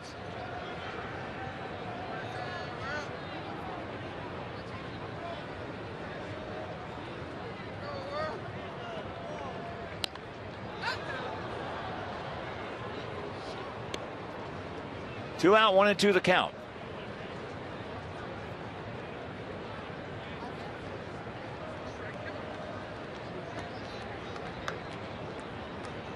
Reason why Zach Stewart is throwing in the pen. Robin and Don Cooper thinking ahead to J.J. Hardy in the 2 spot if Andino and Chavez gets aboard. He gone. Nice job by Oman. A couple of strikeouts. We'll go to the bottom of the 6th. Still locked up at 1.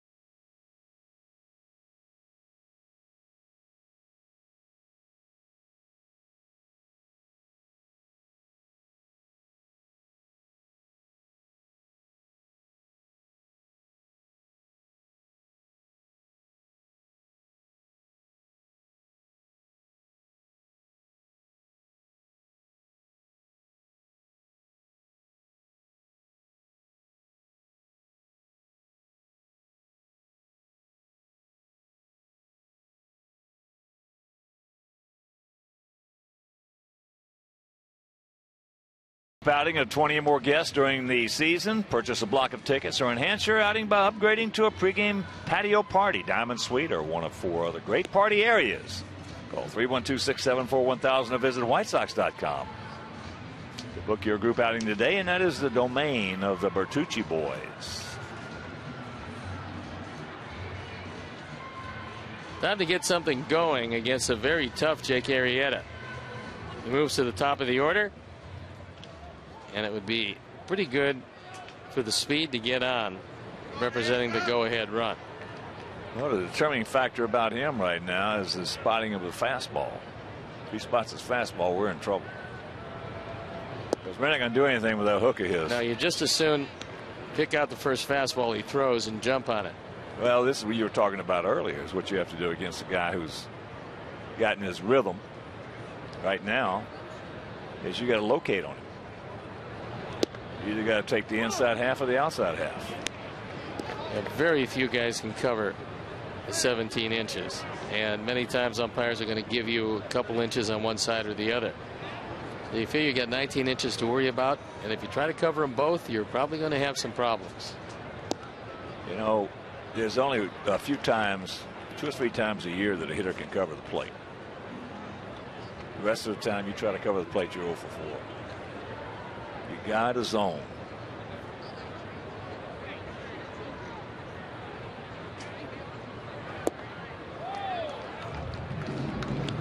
And usually when a guy gets in that zone, the reason why, because he can go to the plate, he's not worried about anything inside, he looks for the ball out over the plate.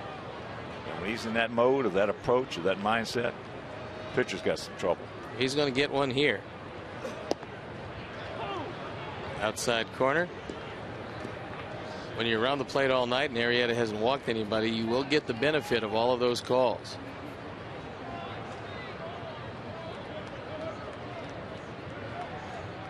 Ball for a base hit. There's the base hit.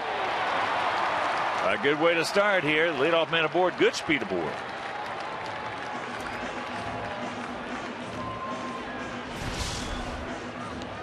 One too many fastballs away. And Alejandro, who looked at the 3-1 fastball away, does indeed put the speed aboard. Now you'd think that Robin would be bunting with Morel. If not, it's not a bad hit and run situation.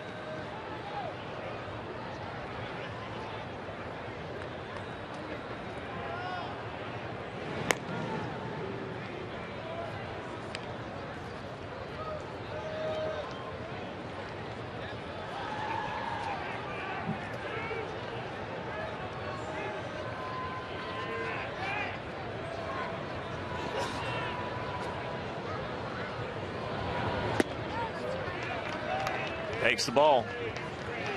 And has bounced back to Arrieta and struck out.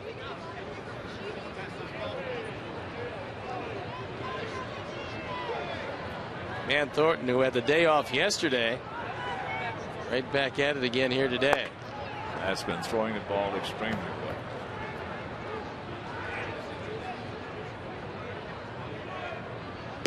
And the count 2-0. Boy, that pitch he made on Cabrera.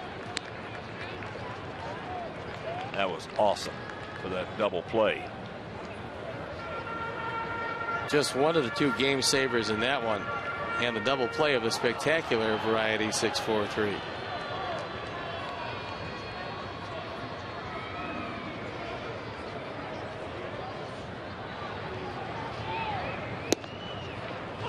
Takes the strike. So 2-1.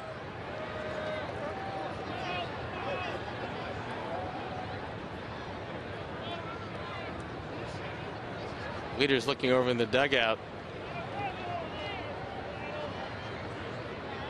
See if Rick Adair has any suggestions, and it was go to first on a pickoff attempt, just in case Robin is thinking about taking the bunt off and using the hit and run.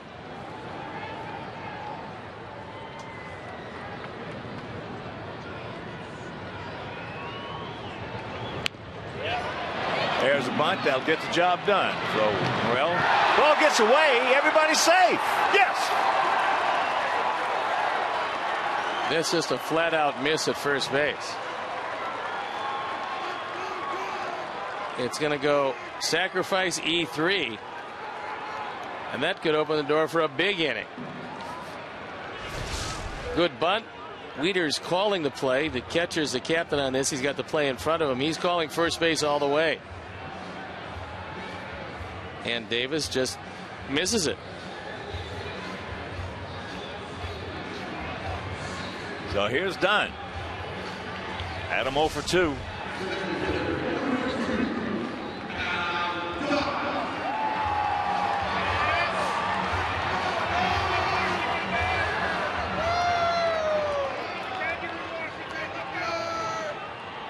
Two on, nobody out.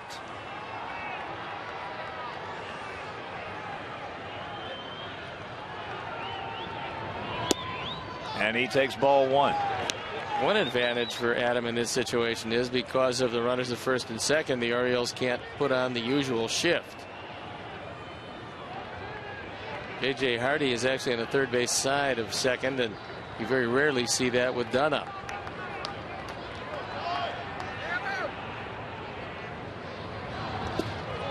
Ball in the dirt.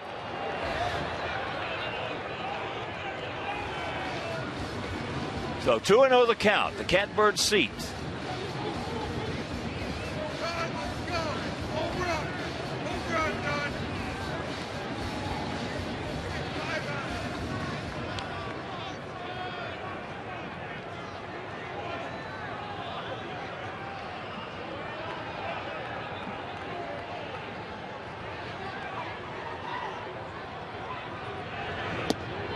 And he checks it up for 3-0.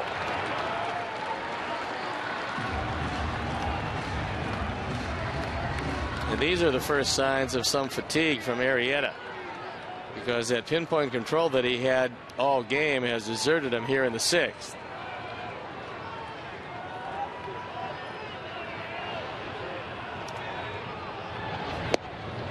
Takes a strike.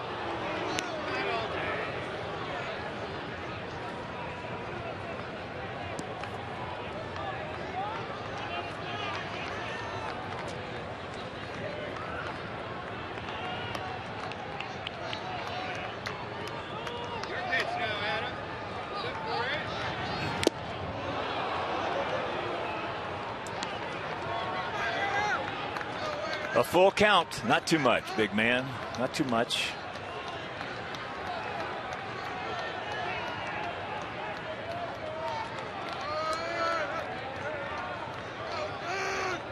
Nice and easy, short and quick.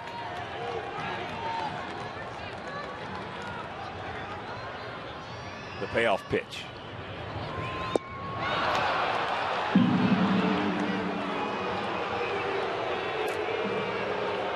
He went to his security pitch, and that's the curveball.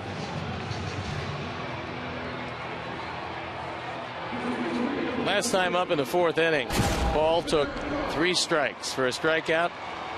Very rarely will you ever see this, so he must not be picking up the ball real well from Arrieta. The Anything's Possible replay is brought to you by the Illinois Lottery, who each day make anything possible.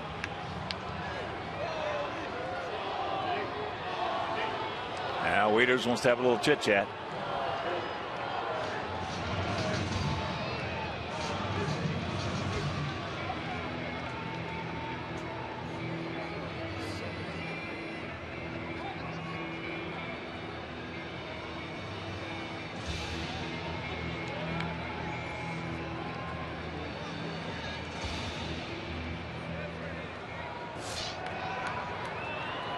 Raleigh grounded to third, and then, as you just saw, the strikeout.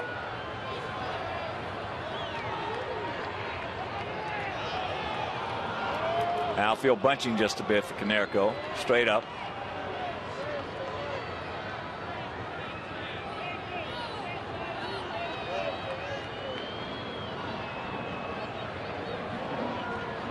Yaz at second, Morale at first.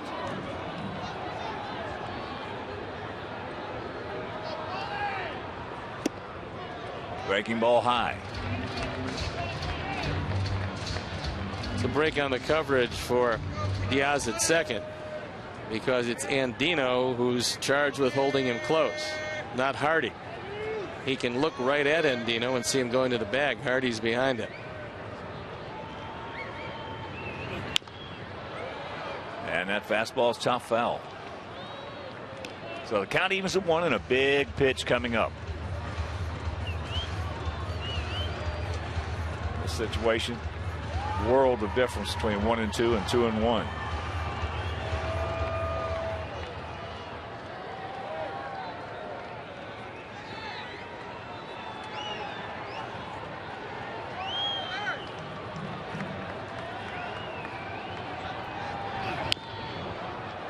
And advantage goes to Arrieta. That time he rode the fastball inside. Good pitcher's pitch. One thing Paulie could do is yank it foul.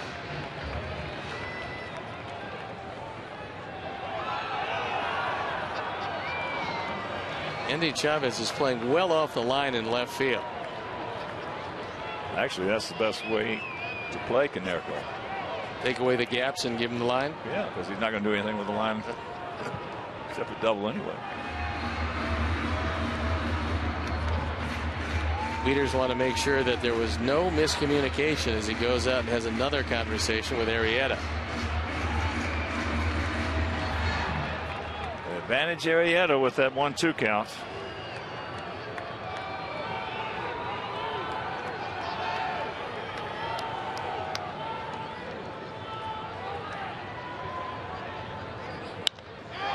But it's not going to work. That's trouble. That's in there. Here comes one. Here comes two. The double by Konerko. What new? 3-1 good guys. Yes. Arrieta, for whatever reason, didn't want to go to either the slider or the curveball. Tried to throw a high fastball by Paulie. That's something you don't see very often.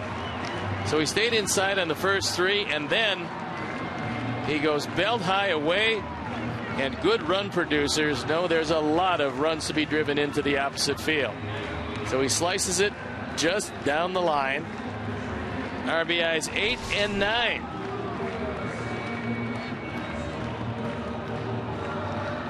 More importantly, it's a 3-1 Sox lead. Sox being very opportunistic right here.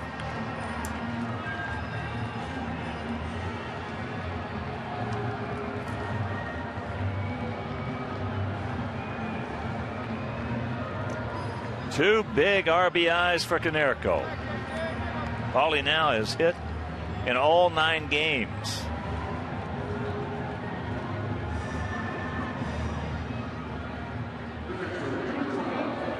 So Rick Adair's had his say, and they're not going to pitch to AJ. He's just been too hot.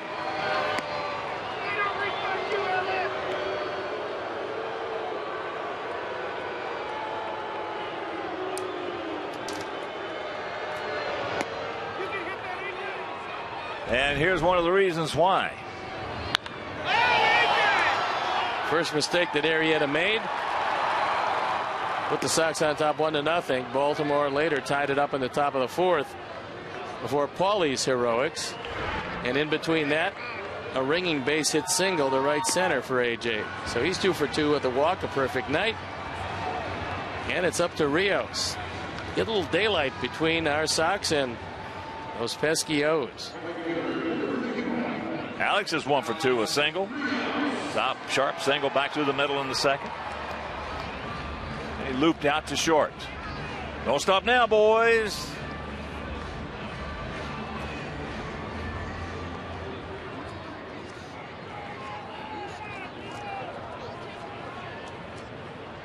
Outfield now spread out a little more for Rios than for Konerko.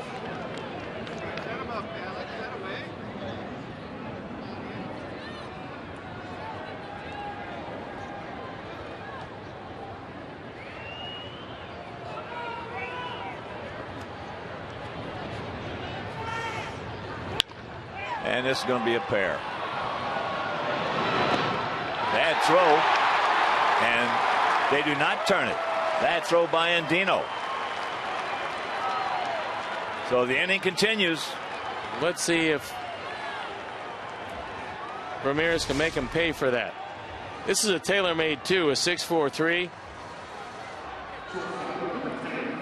And Andino tries to rush the throw. He had time. Davis, who's not having a particularly good inning, fails to pick it, and we're going to get 4 outs.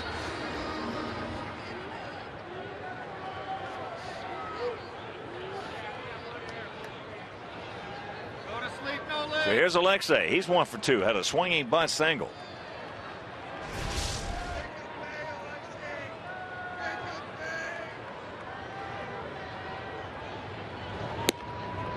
Takes that fastball high. What would really put a punctuation on this would be a wild pitch.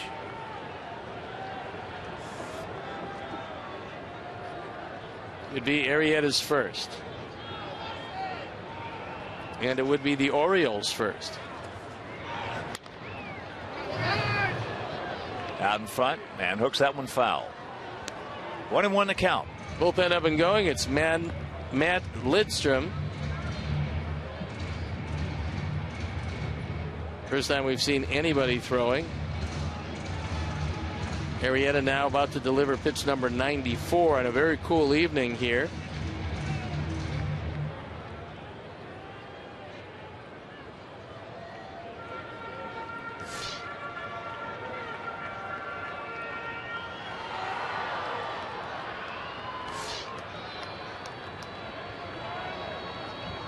Right back to the middle. Alexei.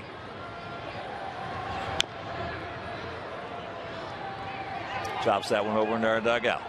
So 1-2 the count.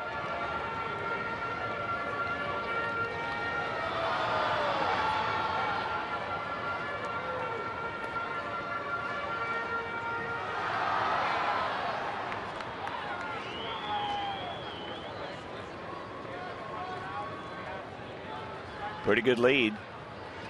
Alex. Arrieta noticed it. For this inning, however, I'm not sure how many times I'd throw over to first base. Chris Davis is having a bit of a problem.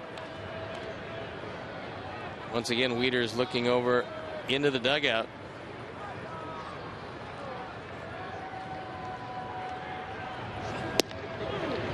Got him on the outside corner, aced him, but we get some help right there and a big clutch 2-run double by Konerko. Sox lead at 3-1.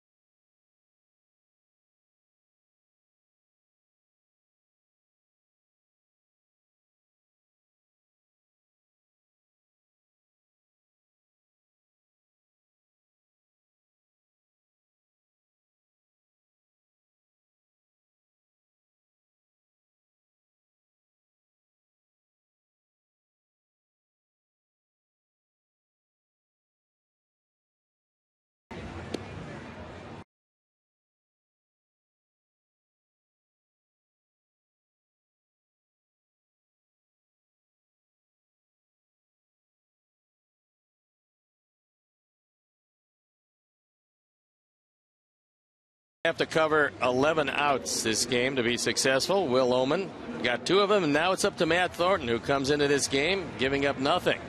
On for the 7th time. He's 1-0. Just having a brilliant year, and he's going to face Nolan Reimel, who's been hitting for Andy Chavez. First pitch a little high.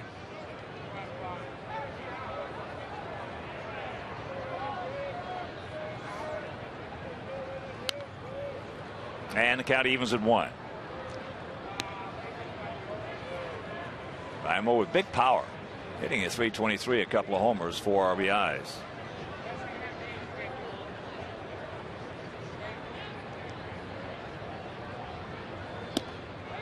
And a good strike. 1-2 the count. And a strike right there will get a hitter's wheels turning. Well, he's not going to be able to hit it. He's better off letting it go.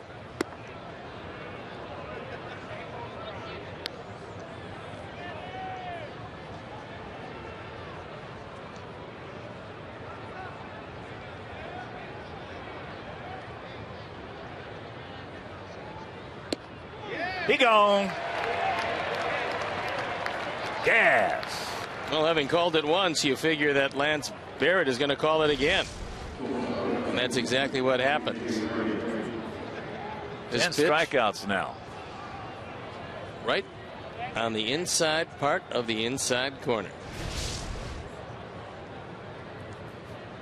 So here's J.J. Hardy. He's 0 for 2 with the base on balls.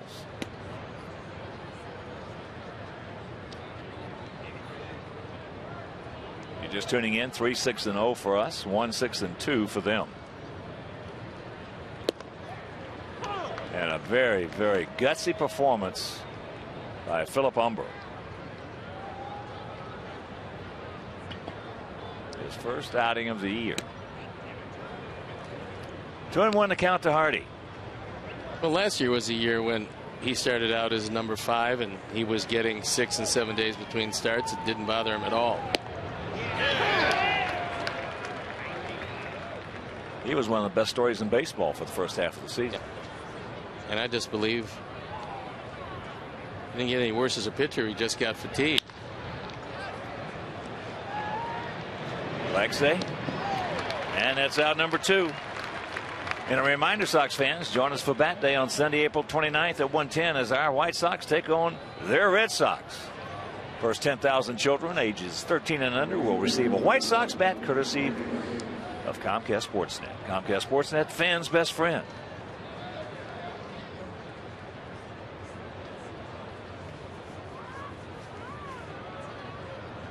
Here's Markakis.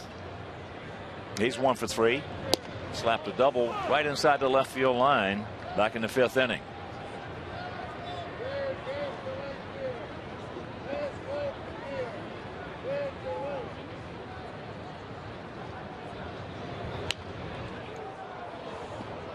Got one of the better outfielders in the American League, and he is just a heck of a player. As I mentioned last year, had an off season for him. All banged up. Hit 284, 15 homers, and 73 knocked in. And still managed to win the Gold Glove. In fact, they had 2 of them. Matt Wieters, the other Gold Glove winner, and a guy who's as good as anybody is their center fielder, Adam Jones. Yeah, we've seen 2 of the best. Austin Jackson and Adam Jones. And it's scary, but they're both getting much better at hitting the baseball. 2 out. And the 2-2 pitch. It's full with Jones on deck. Jones is probably their most powerful hitter on a consistent basis. And you don't want to bring him to the plate representing the tying run. He gone. Gas. 1, 2, 3 innings, 7th inning stretch. Sox lead at 3-1.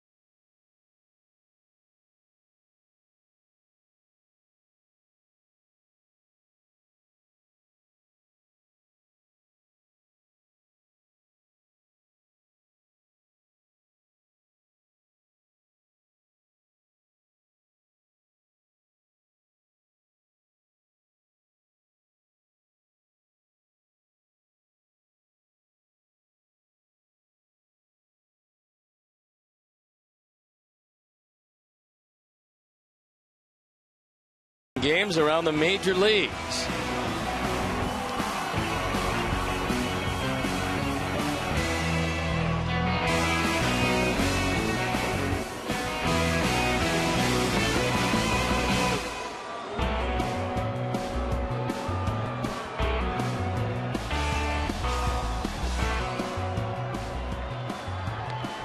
It's the bottom of the 7th inning. Sox lead at 3-1. As there's Nolan Reimold remaining in the ball game in left field. And for our Sox, it'll be Viciedo, Beckham, and Diaza to face Jake Arrieta. Very impressive 26-year-old, 6'4", 225-pound right-hander out of El Dorado Hills, California. Good fastball. A lively fastball. One of the better right-handed curves in the American League. This guy has got a big upside.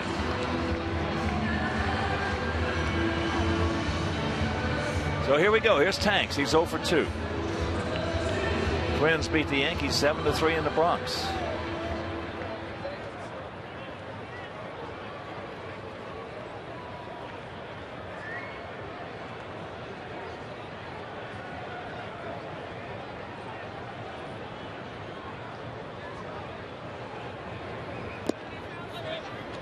Tanks takes 1-0.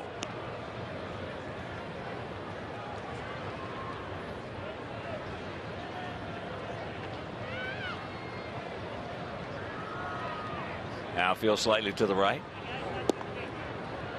And the count is 2-0.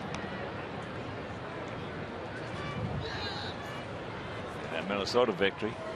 Carl Pavano the winner, Freddie Garcia the loser. There's the strike. Made a good pitch on it. Morneau his second homer. Jeter his third. Granderson his third.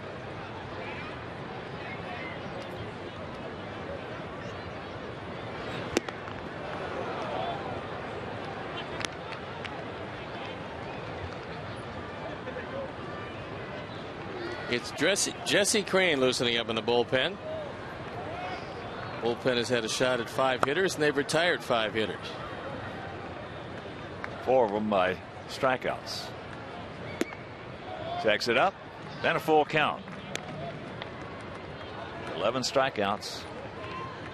Just joining us, Philip Umber had 7 in 5 in the 3rd innings.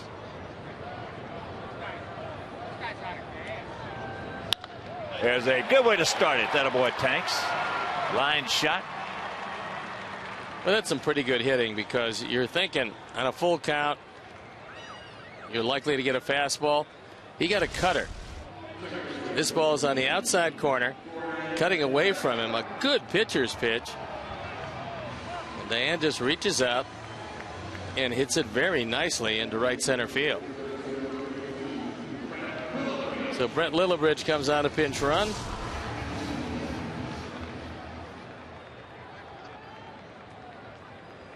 And here's Beckham, 0 for 2.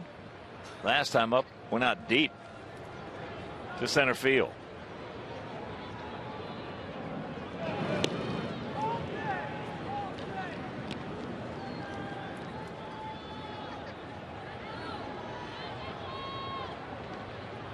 Matt Wieters getting his arm loosened up in case Brent Lillibridge is off to the races.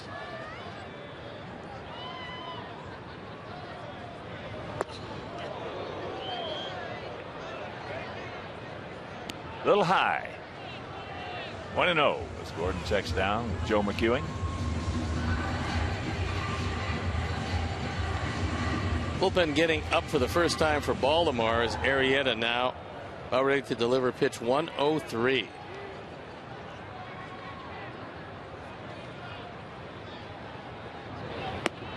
There he goes. And that ball into center field. Got a hustle, and he'll get there. So the stolen base and the error. 3rd Baltimore error. 2nd by Wieters. Lillibridge gets a good jump. And this is not a bad throw. And Dino, at the very least, has got to knock that ball down. I mean, he's right there. I would have given him the error. But they make it E2. Yeah. So now the infield in. And the count moves to 3-0. There's no doubt. 3-ball count on the first two hitters is completely different than Arrieta's been doing all night long. So his arm starting to get a little tired.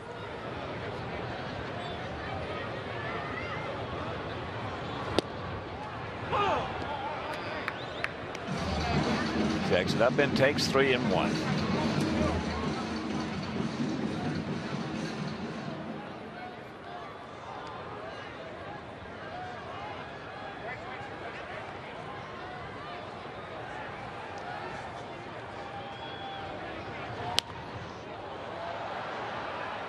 Chases a tough pitcher's pitch right there on 3-1, fouls it off, so a full count with De Aza on deck. Matt Lindstrom certainly should be loose by now. He's the man up in the pen.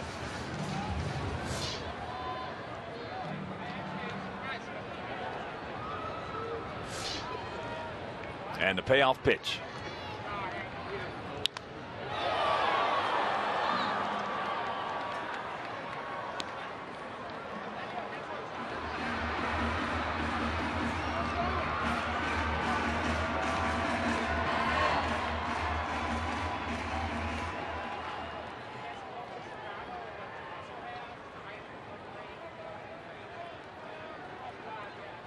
Right here, Gordon. Nice and easy, buddy. Short and quick. And that's fouled away right side. And it's not going to be playable.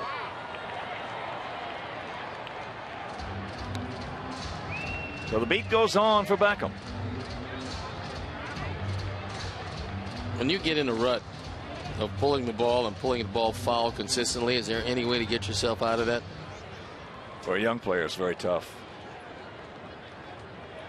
The more experience you acquire, the easier it is.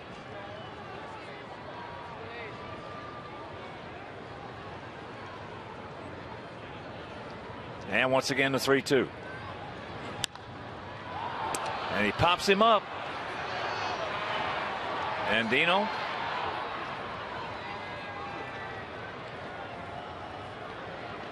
So 1 out.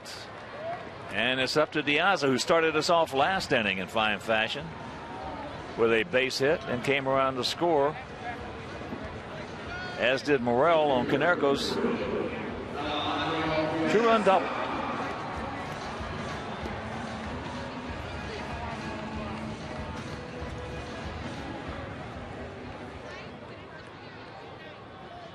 Showalter was motioning out to Reynolds to come on in and respect the bunting ability of De Aza. Checks it up and takes ball 1.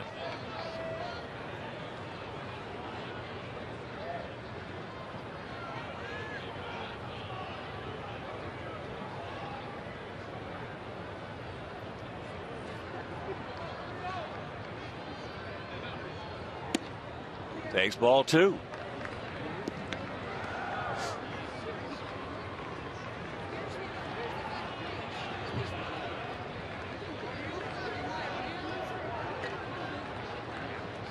So Arrieta falling behind everybody this inning.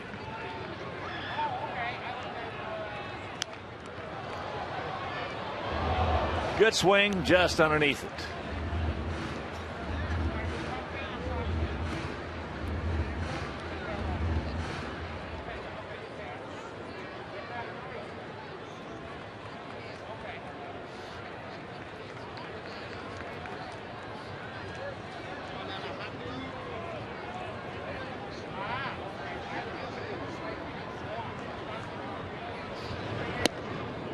And the count 3-1. Brent Morel on deck.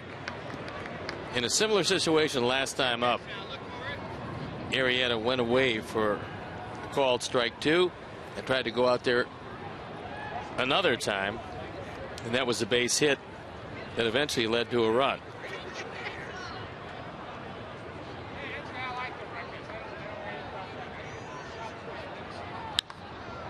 And that pitch is fouled. Reimold trying to watch out. Dadgummit. And well, if he caught it, we're going to get a run. I think he did. And I think we are. And Lillibridge scores. So it's a. Boy, I'll tell you, you talking about dangerous. Watch this play right here.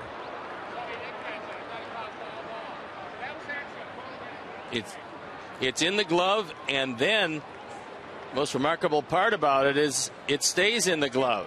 He hits the rail with his glove. It stays in the glove and heads up piece of base running by Lillibridge, and it's now a 4-1 lead. So Showalter out. I'm glad he caught it. So Arrieta pitched well. He departs, and we'll be back.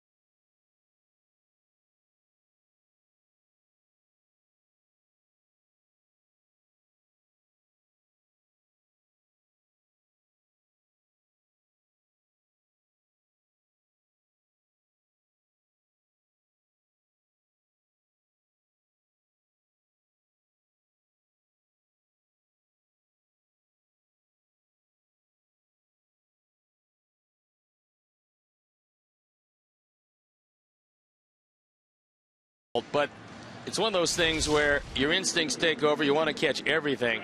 He probably would have been better served to let this one go, because you know if you're going to catch it, it's going to be a run. You got a struggling Morel and Dunn coming up next. But again, your reflexes tell you to go after it, and he really shouldn't have caught the ball. Kind of you can't, you know, you can't on that play right there unless you know you can stop and make a throw. You cannot catch that ball. And he risked life and limb getting it. That's the dangerous part. That scared that you know what out of me when I saw him hit that railing and then jackknife over it. And Matt Lindstrom comes in the game for the 4th time. Hasn't given up anything this year. But the opponents have hit him pretty hard. 5 hits in 3 1/3 innings.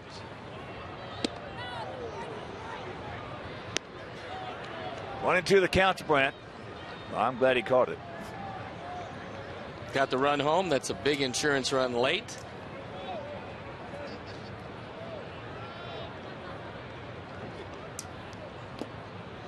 Two and two. So the night is done for Arrieta, who goes 6 2/3 innings, gives up 4 runs on 7 hits, walks 1, fans 7. One of the runs unearned. He is an impressive looking right-hander.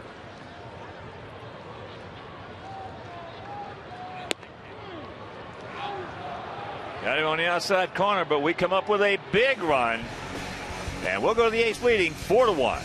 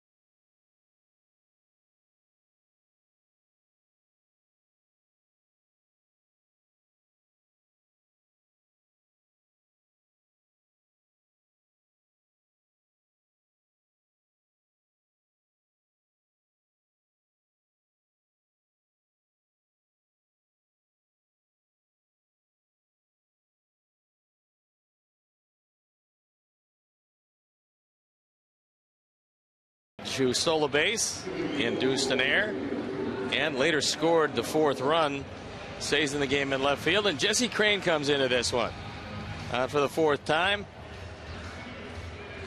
Opponent's batting average a paltry 188. And the bullpen has been called on to retire 5 hitters, and 5 hitters it is.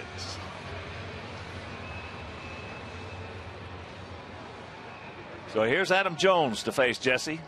Jones is 1 for 3. A single, and he has scored the lone Oriole run. Goldie! Put him back, Goldie! Takes first pitch strike.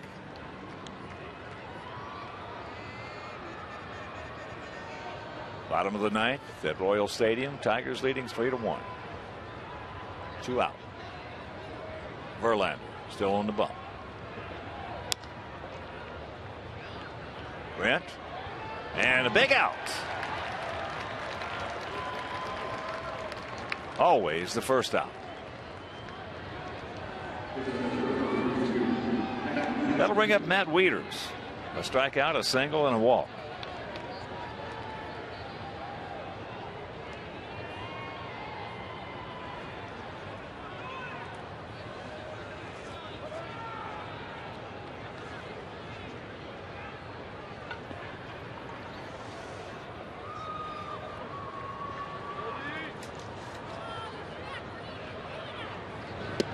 First pitch strike. And you can take the White Sox with you this season. Subscribe to MLB.tv to see every White Sox out of market game live online and on your favorite devices in HD quality. That's chop foul. So visit WhiteSox.com to order and get more details. MLB.tv, baseball everywhere. So far, a curveball and a straight change has forced it into an 0-2 count against Wieters.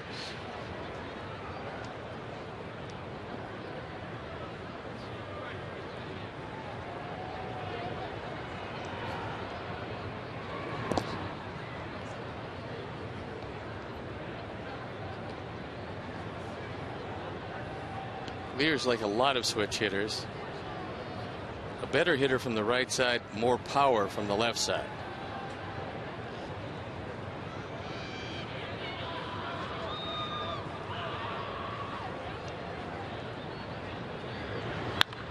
And there's a little show of power.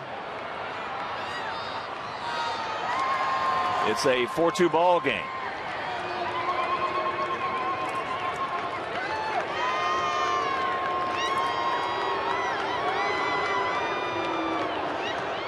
Third home run, all from the left side, his 5th driven in. So fortunately, the ground ball off the bat of Jones makes sure that it's a solo home run. And it's a 2-run lead.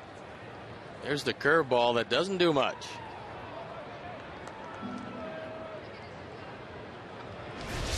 That'll bring up Nick Johnson, who's 0 for 3. A line drive, a hard line drive to right, and a couple of strikeouts.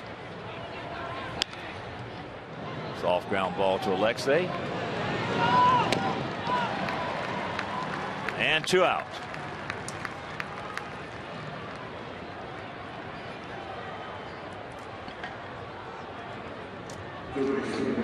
Here comes the third baseman, Mark Reynolds. Mark is 1 for 3 with that RBI double back in the 4th inning.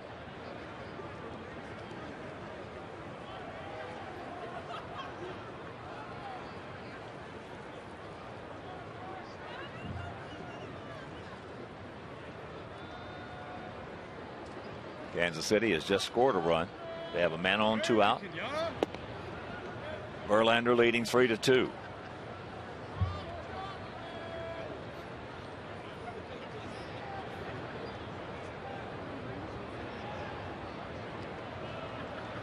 And Mitch Meyer at the plate. Pretty good pitch, didn't get it. I don't know how you don't call that one. Number one, it had the whole plate. Number two, it was about belt high. Doesn't get much better than that. You see pitch tracks where the 2 appears. That's Barrett. Just missed it. Yeah, as a rule, when A.J. double clutches like that, it's a strike. But Barrett's had a good night behind the plate. A very good night. You haven't heard many. They're not going to call every one of them right. No. They're going to miss some. 3-0. There's one. Toughest pitch to call, and it always be that way, will be the big overhand curveball.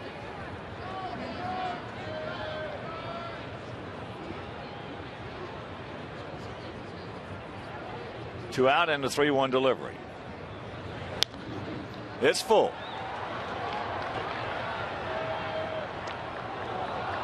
Well, the catchers can't have the same kind of dialogue that they used to have with umpires. They used to have a situation where a lot of catchers would have a sign or maybe tap the umpire's foot or leg or whatever when he was going to throw a curveball. And they had that kind of a relationship. Well, also, that was before there were major league umps. There were individual umps in both leagues, and you got to know them real well. Checks it up and takes ball 4. So now that'll bring the tying run to the plate. And Chris Davis.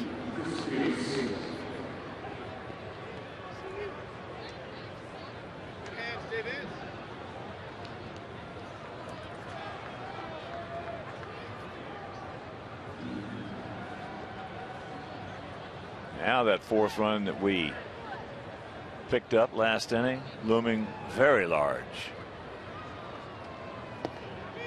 He couldn't check it up. Davis has shown conclusively that he's not going to hit a breaking ball, especially if you keep it down and out of the zone. But he is enormously strong.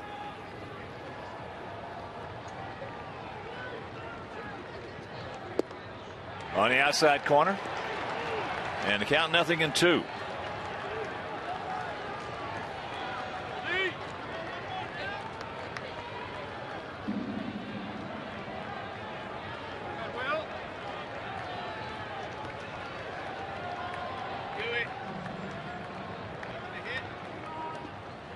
Blocked nicely by A.J. And the Royals have just loaded the bases off Justin Verlander.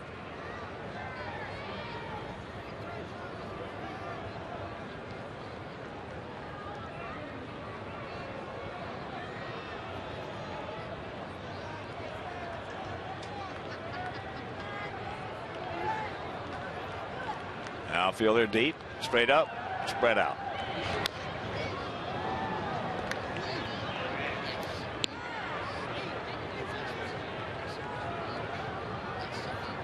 One in on the homer by Matt Wieters. And one on because of the walk to Mark Reynolds. 2 out and a 1-2 count to Chris Davis.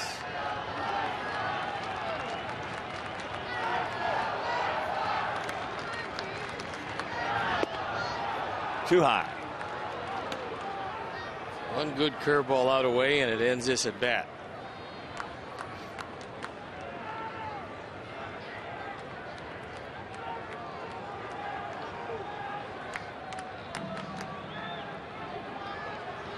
Take him right here. Don't want to go full. And there's a shot base hit. Curveball he got up.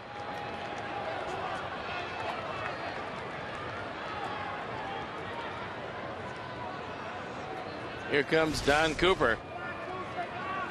This is not the one he's looking for, as that one stays thigh high and pretty much down the middle of the plate. Davis, who came in hitting .346, 2 for 4 tonight. So the tying runs on base. As Coop will have a meeting. And the hitter will be Robert Andino, who is 1 for 2, a single, a walk, and a strikeout. That last pitch right there, we're fortunate that ball stayed in the park. Davis is strong enough to hit it out of any part of the ballpark.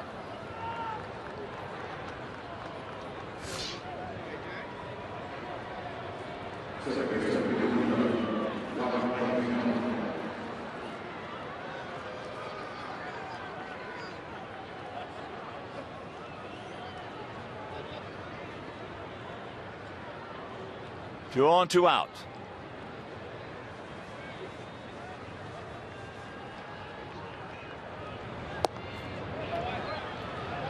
And that breaking ball low.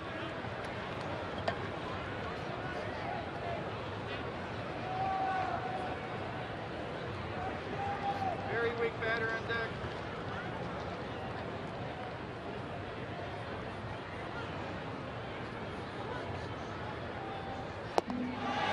Chases the bad one to even the count at 1. Thank you.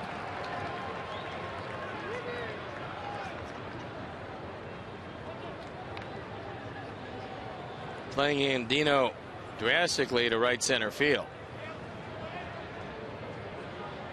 Rios not overly deep in right. And that curveball low. 2-1. And that ball game is over. Verlander strikes out Alex Gordon with the bases loaded. Tigers win it 3-2.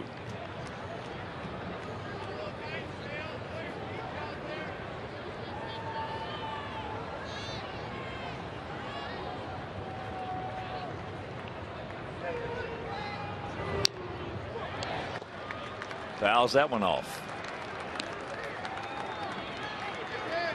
The Oriole pen is working. Pedro Strop.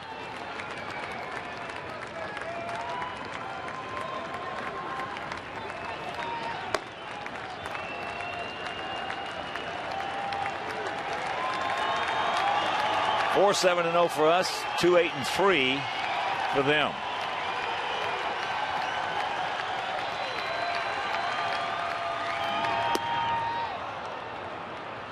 Didn't give him a chance there.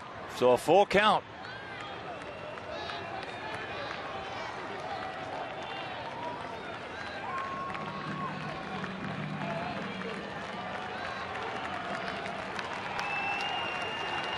See Nolan Reimold lead off next inning.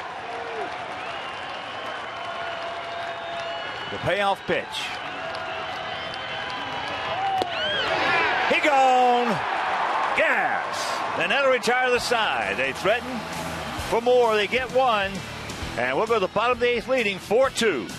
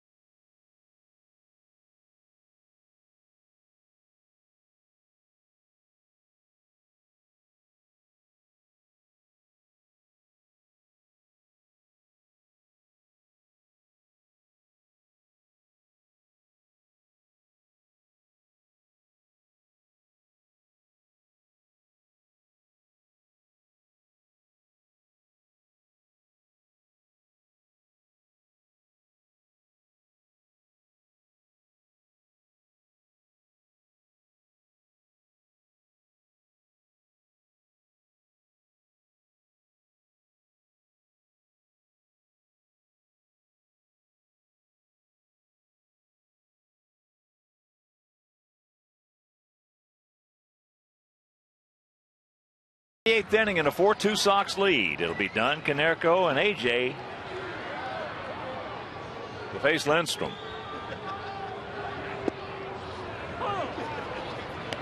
First pitch strike. Adam 0 for 3 with a couple strikeouts. Hector Santiago loosening up, thinking about his 4th save in 4 attempts. Wouldn't mind another run. Well, we've had a few gift runs in this game. Baltimore's made 3 errors. And credit our offense, they've taken advantage of it. Well, 2 of them have caused runs.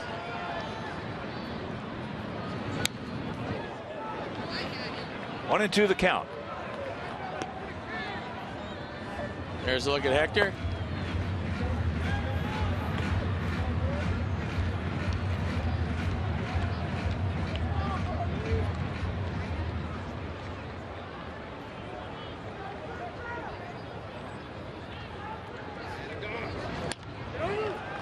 Down ball right side.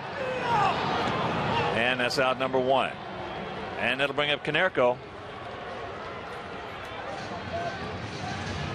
And here's what Paulie did in the 6th inning against a tough right-hander. He still has hit in every game. Not one of them much bigger than this one. And at the time, he gave the Sox a 2-run lead. They've added 1. Baltimore's added 1. It's still that 2-run lead.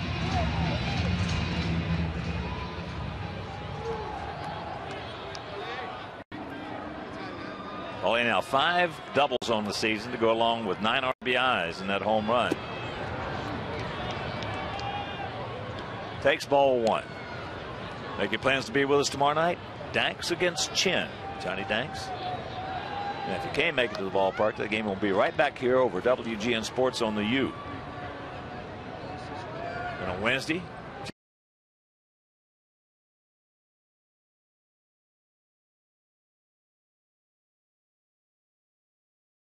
Hamill on Thursday.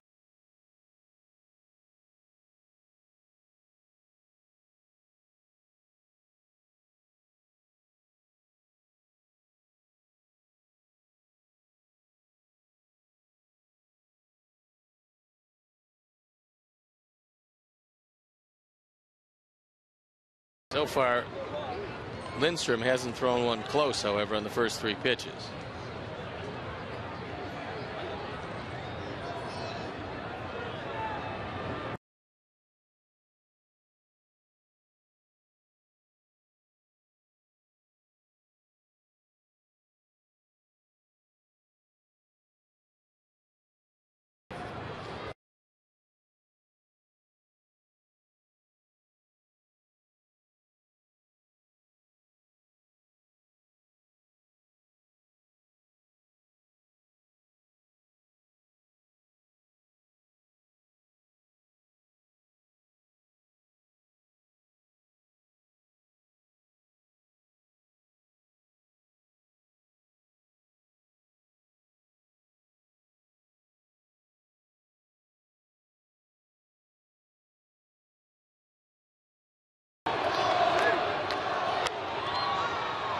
And that's fouled away right side and out of play.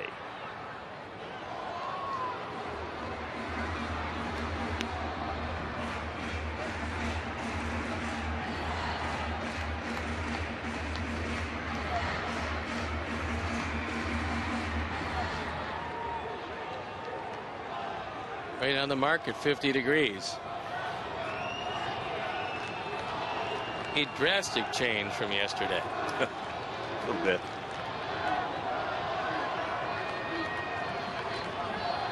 And the payoff. And that's high in the center field.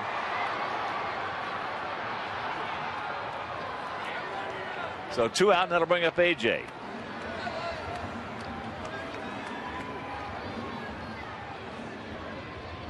AJ and Paul tied for RBIs with 9. And AJ got us on the board early in the 2nd inning.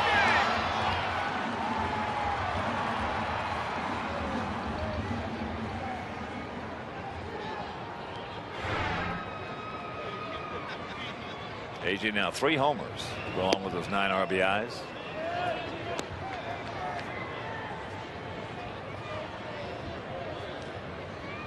Nice pace for both Paul and AJ. 9 runs batted in 9 games.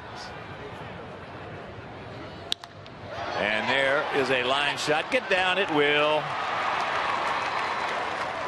So the Moose Meister, Moose Gowrans, click to click. 3 for 3 with a homer.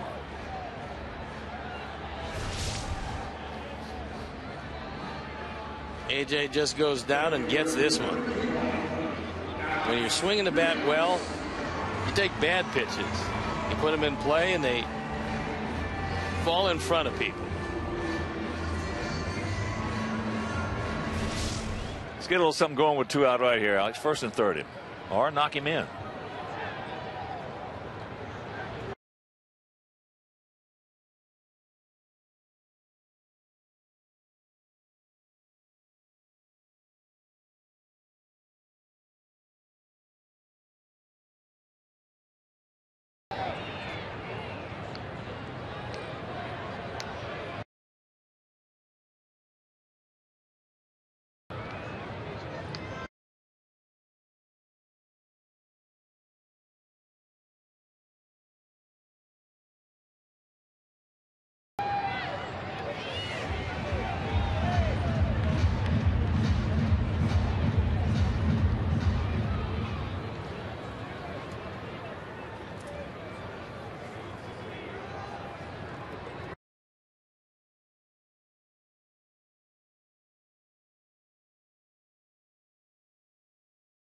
Adam Jones has got it. And that'll retire the side. But AJ picks up his 3rd hit. We'll go to the 9th, leading by 2.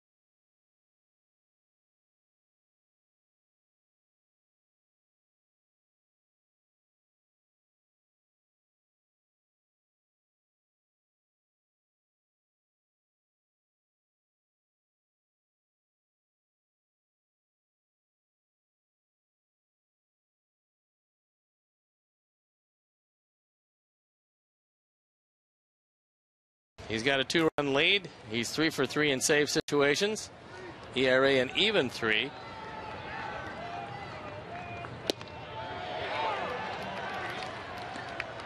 And first pitch strike to Nolan Reimold. Struck out as there's that screwball. Count evens at 1.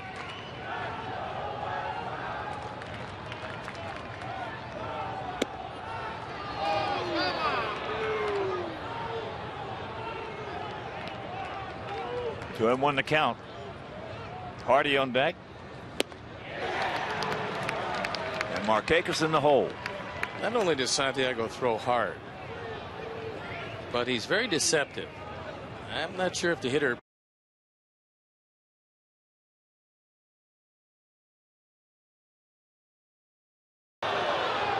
pretty good pitch as AJ, a little frustrated back there, framed it for Lance Barrett and didn't get it. That's where it appears. That is high and deep. Stay in here. stay in here. It won't. So now AJ appeared to have said something to Barrett, and it's a 4-3 ball game. What happens when you get 5 strikes? You're talking about how strong Reimold was. He didn't even get a whole lot of that ball and able to hit his 3rd home run of the year. He's driven in 5. Oh, fastball up and away, taken out of the park, and a 1-run lead. Here's Hardy. He takes the strike. The 3rd one we want. Hardy's 0 for 3 with a walk. 4-8-0 for us, 3-9-3 for them with one. No, check that. Nobody out here in the top of the 9th inning.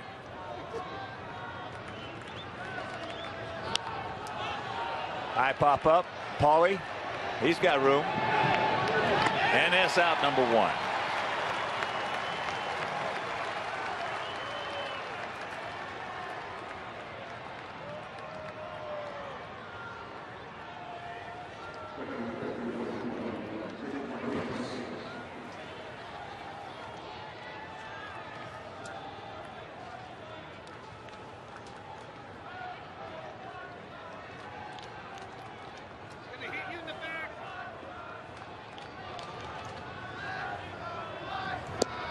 First pitch strike.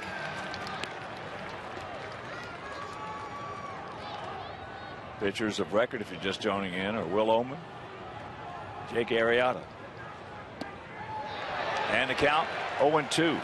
Good breaking ball that froze Markakis. Sweeper. He gone. That didn't take long.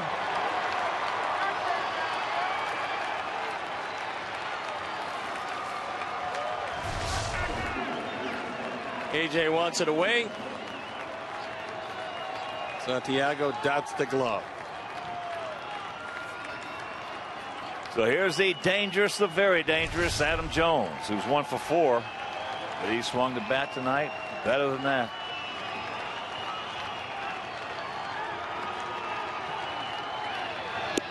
Takes it outside. Outfield deep. For the most part, straight up and spread out.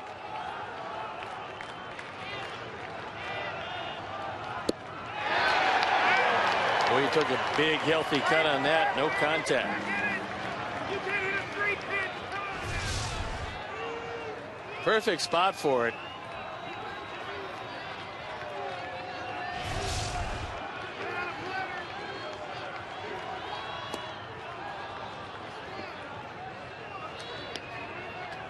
Turns that one over, misses, and the count 2-1.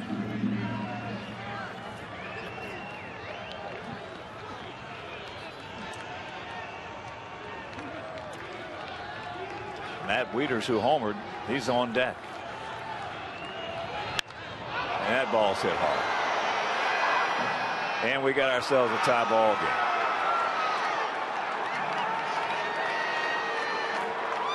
Very dangerous Adam Jones has tied it up at 4.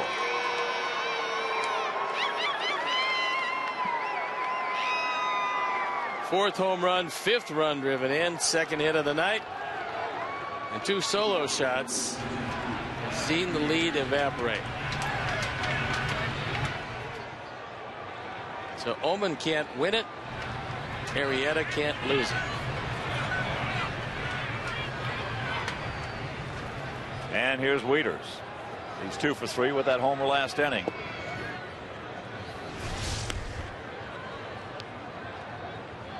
Throws a fastball right down the middle, belt high, and gone.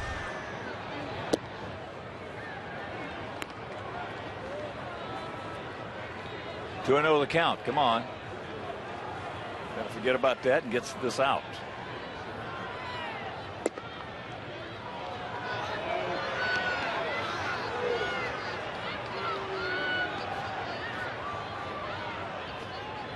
Three and 0.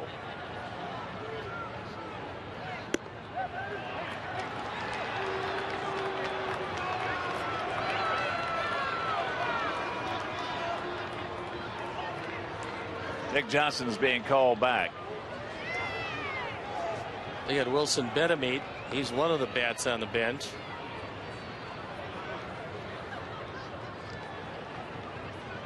It's like Ronnie Paulino.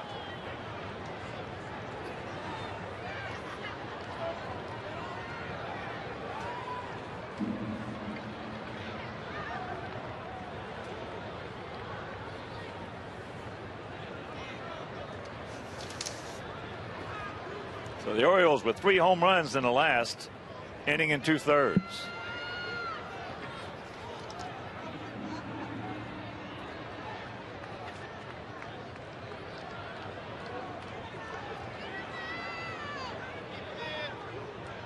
And here comes Coop.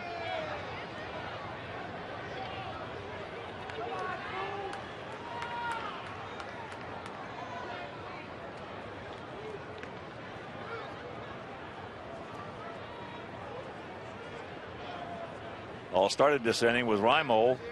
Took a fastball up out over the plate and hit it way high and out of here.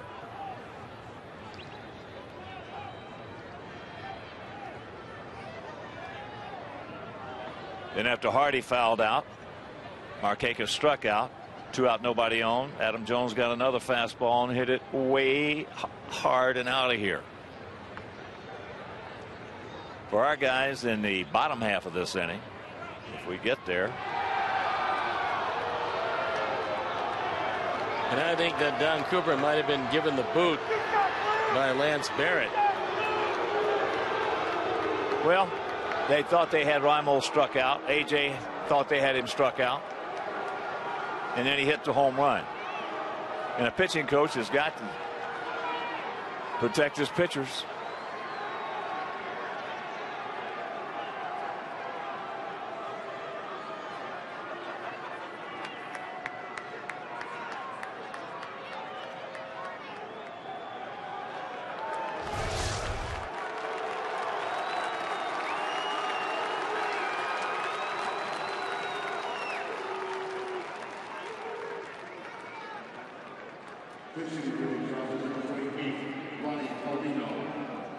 So here's Ronnie Paulino, but we'll have a lower third of our order schedule hitters: Ramirez, Lillibridge, and Beckham. Paulino's hitting a robust .538.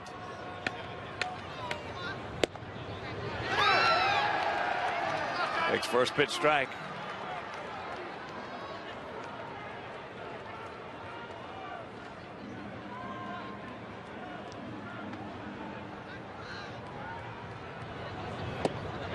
There's a screwball.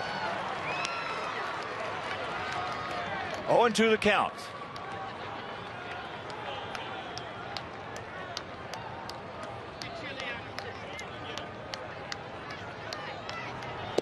He gone. But some damage is done. A couple of solo shots. We'll go to the bottom of the ninth, tied at 4.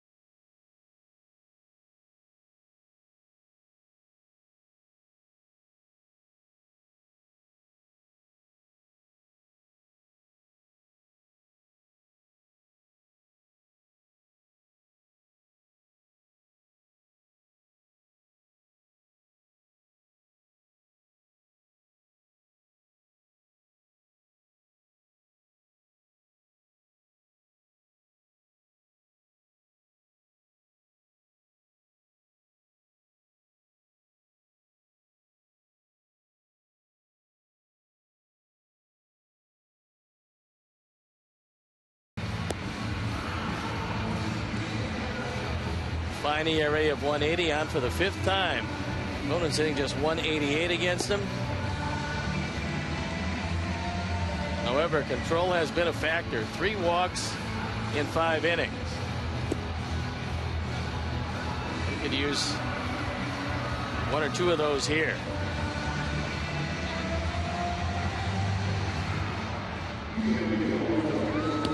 Alexei Ramirez will start us off.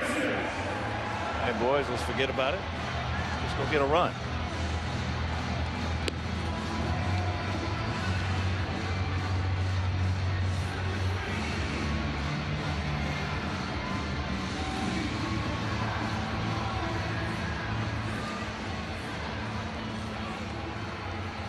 Trop, 26 years old, out of San Cristobal in the Dominican Republic.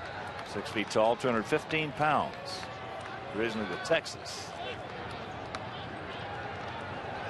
He was a position player his first 3 years in professional baseball. But the first pitch to Alexei, a lot of motion in it.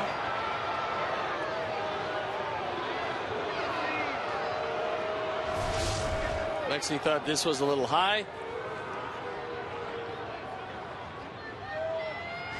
Little bite on it. Might have had the top of the zone. Comes back with a 97-mile-an-hour fastball. And the count 0-2.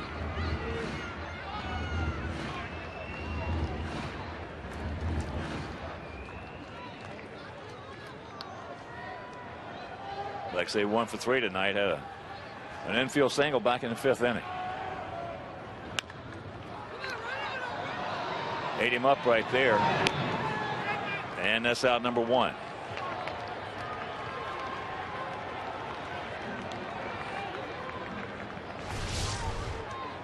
If this gets by, it's going to be a very tough play. But it doesn't. And it wasn't.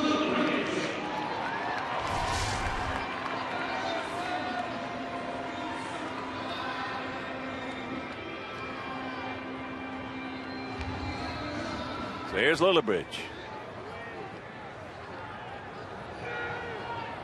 And looking for his first hit of the season. Takes a little breaking ball, strike.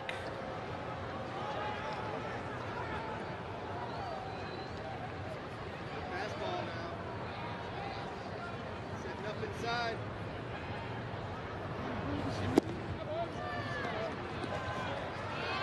One and one to count to Brant. Zach Stewart listening up in the bullpen.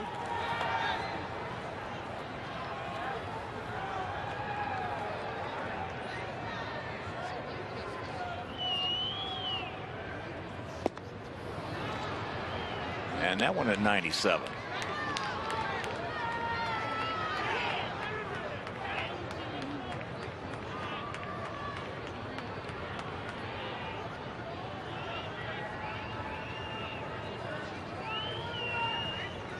Outfield well around to the right. Bunch just a bit. Backhanded. And that's out number 2.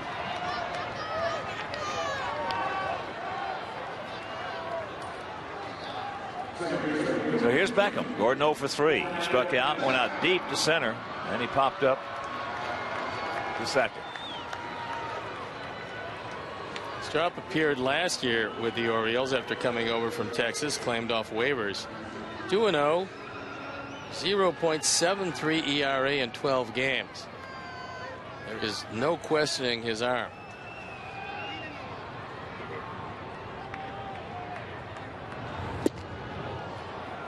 And that one at 97. Well, last year he worked 12 in the 3rd, gave up only 8 hits, 1 run, 3 walks, had 12 strikeouts.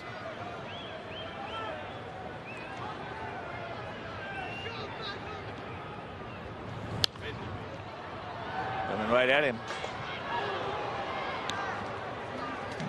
Well, the Orioles in their top of the 10th, if they get there, it'll be the lower third of the order. Reynolds, Davis, and Andino.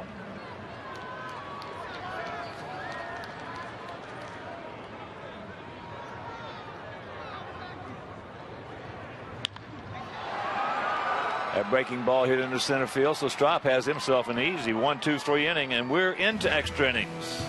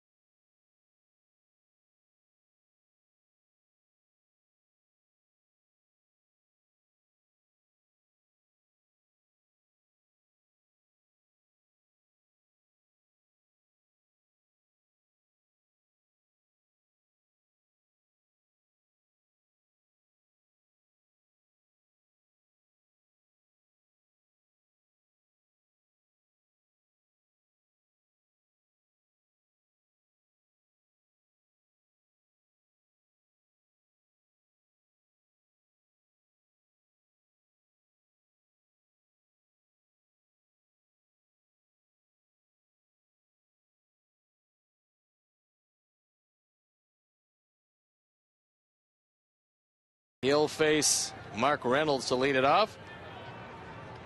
There are the numbers this year. And he is the 6th Sox pitcher. Takes that pitch down low from Zach. Reynolds 1 for 3, an RBI double back in the 4th inning.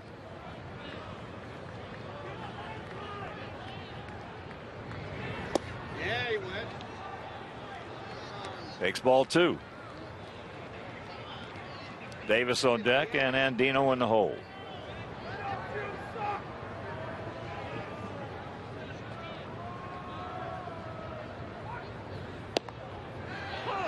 There's the strike.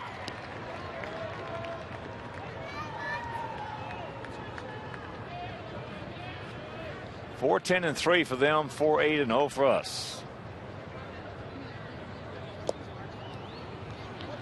3 late home runs, 1 in the 8th, 2 in the 9th. All solo shots have tied the score and wiped away a potential Will Omen win.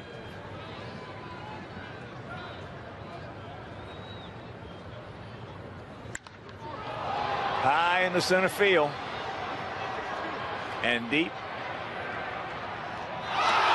and he drops the ball. That's going to be an error, a 3-base error, as Reynolds will wind up on 3rd base. Reynolds wasn't running. He took for granted that Diaz was going to catch this ball. Just missed going out of the ballpark. I mean, he got most of this, but to the deepest part of the park. Alejandro right there. Just misses it.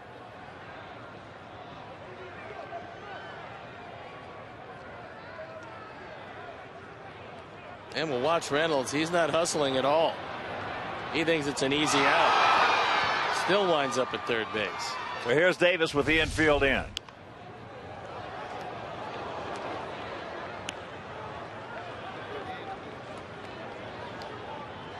Boy, they tried everything they could to give us this ball game, and now we're doing everything we can to give it back to them.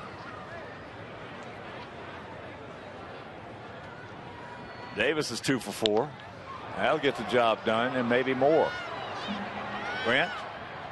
And that won't be caught. So that'll score Reynolds for the go-ahead run. It is 5-4 Baltimore.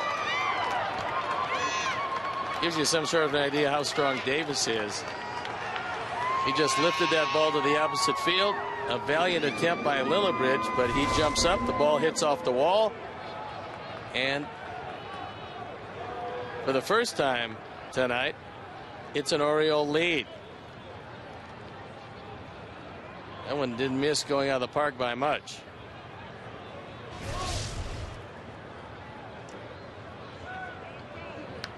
And I figure Andino is going to be bunting this ball. Andino's 1 for 3, a single, a walk, and a couple of strikeouts.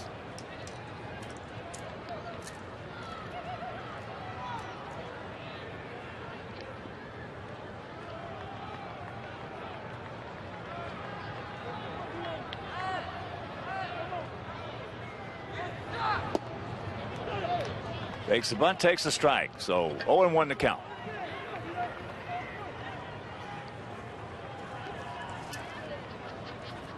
Man, oh man.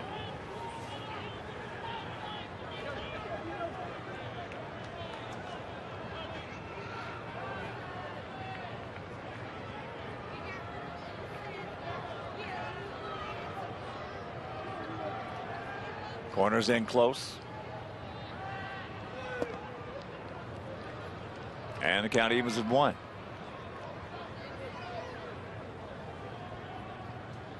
They made 3 errors tonight. 2 of those errors cost them runs. We made 1 error, and that's cost us at least 1.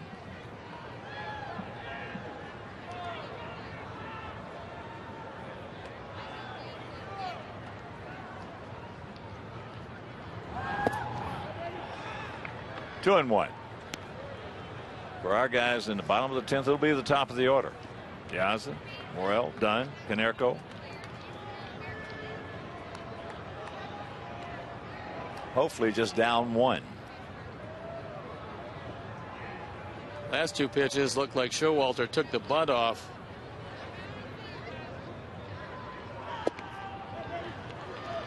Nibble, baby, nibble. And he did. Nibble on the dab. That's John Russell, the bench coach, to the left of Buck Showalter. Former manager himself.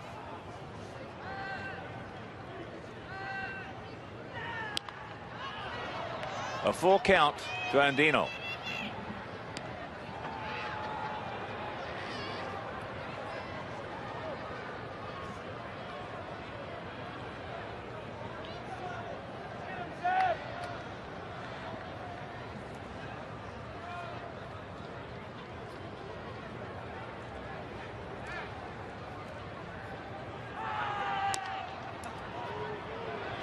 Well, gotta hurry. Can't get him.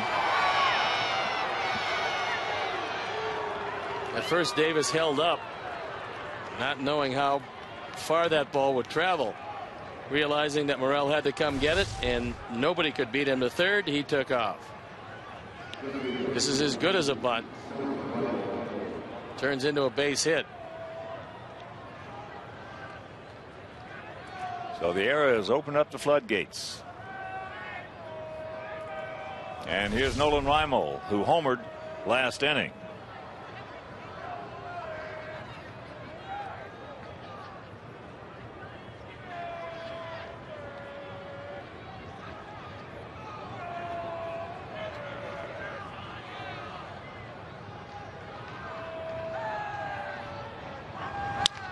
And there's a base hit. So it's a 6-4 Baltimore lead.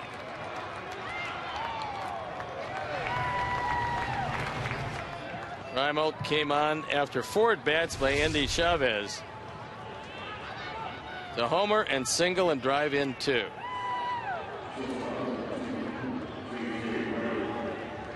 And this is the first real bullpen letdown of the year.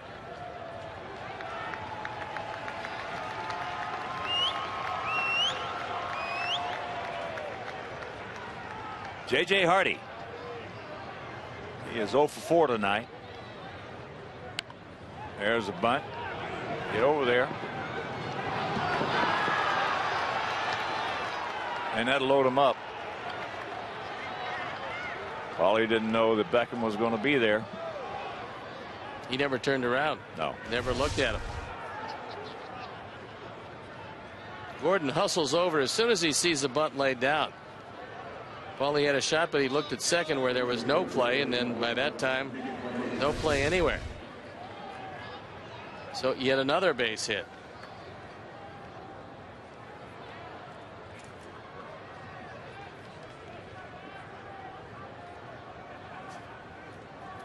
Now the infield in for Markakis.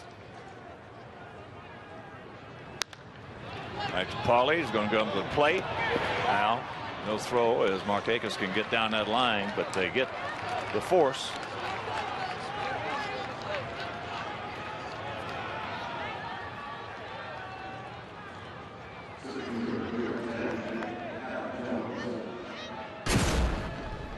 It's our 4 drives of the game.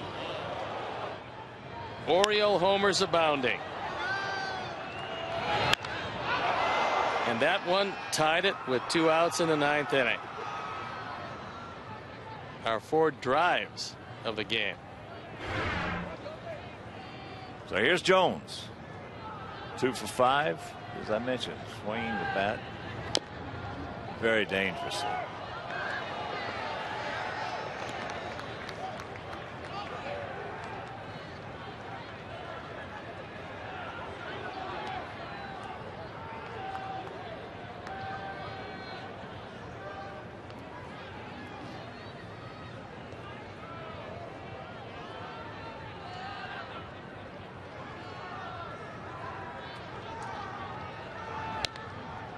Foul straight back.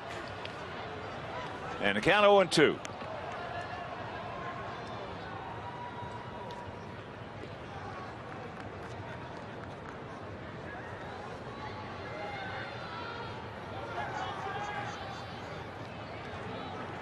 If you're just getting home tuning in, they tied it with 3 home runs in the 8th and 9th inning. 1 in the 8th, 2 in the 9th at 4. As he strikes him out. 2 down. And then here in the 10th, leading off, Reynolds hit a high fly ball deep in the center field. The Ozzy just flat booted it. Dropped it. Never had it in his glove. Then a double by Davis, an infield single by Andino. Another single by Reimold, knocking in a run. An infield single by Hardy. And on and on and on.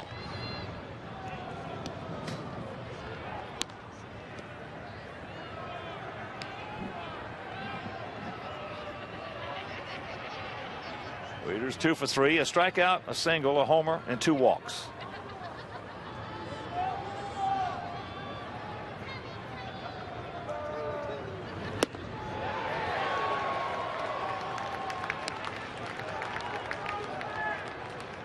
Six, 14, and 3 for Baltimore. 4, 8, and 1 for us.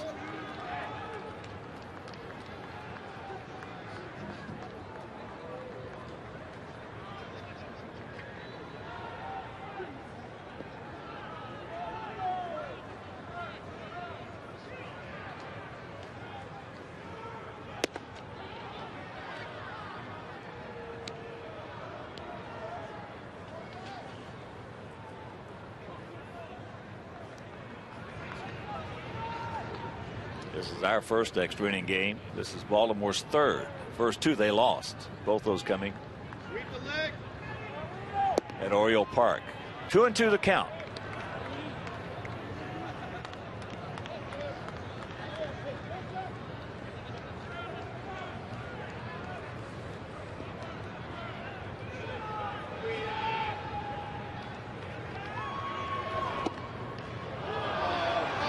It's full with the sacks packed. And 2 down.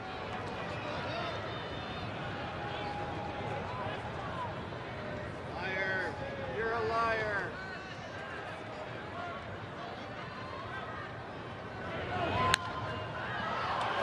High pop up. Come back. Nope.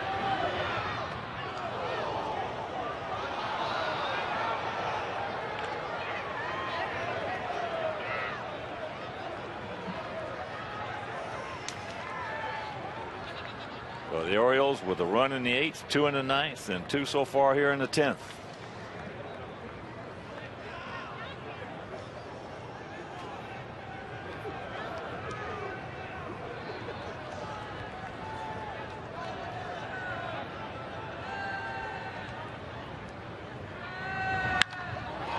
And that ball's killed. A grand slam. And it is 10-4.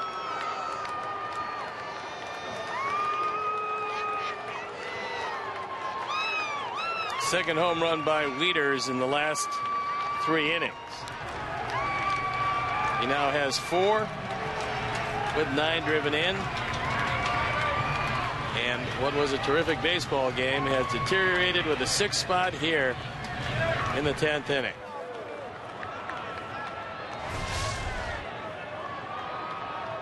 Three-two count. Pitch on the outer third and gone.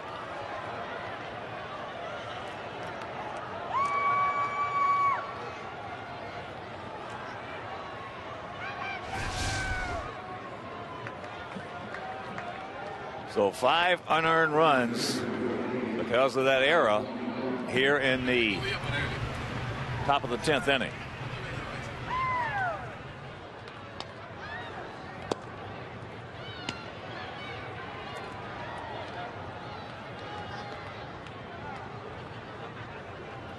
Ronnie Paulino struck out the only time he's been to the plate.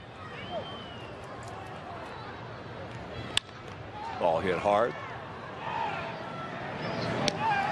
A lot of damage done. 5 unearned runs. They score 6. And we trail big.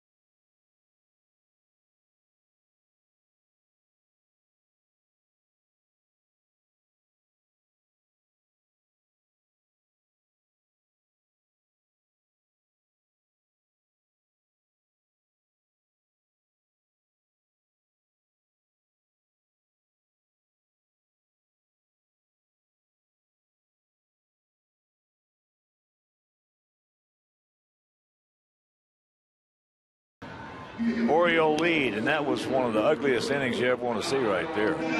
No doubt about it. A very frustrating situation. This bullpen has been so good this year, having a big letdown. The defense that has been so good this year, misplaying one that really opened the door. And credit the Orioles. They kept hitting the ball out of the park. So here's Diaza. He's 1 for 3 with a sacrifice fly.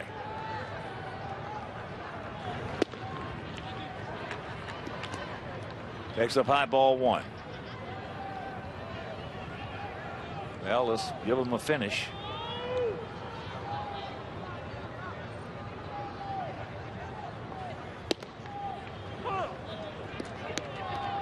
One and 1 to count. Fukudome on deck to hit for Morel.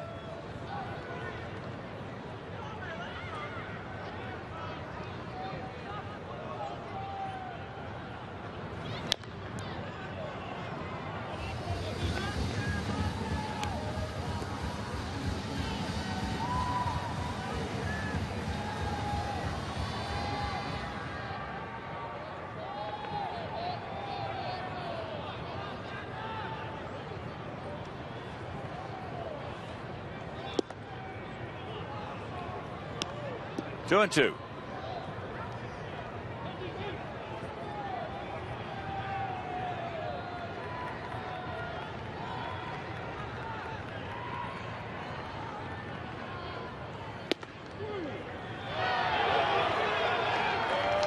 One out.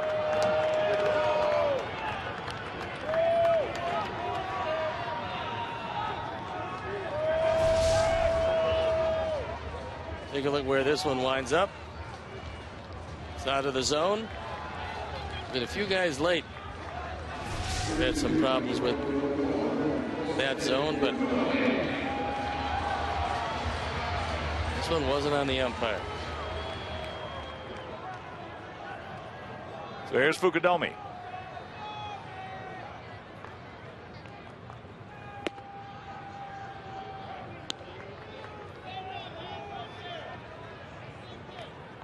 Also, if you're just getting home and tuning in and wondering what happened, we led 4-2 going to the ninth inning. Raimo led it off for the home run. Hardy fouled out to Konerko. Markakis struck out, so 2 out, nobody on. And Adam Jones hit a home run to tie it. And then top half of this inning, fly ball deep into center field off the bat of Reynolds. Piazza dropped it. As that's a top foul. And then all hell broke loose after that.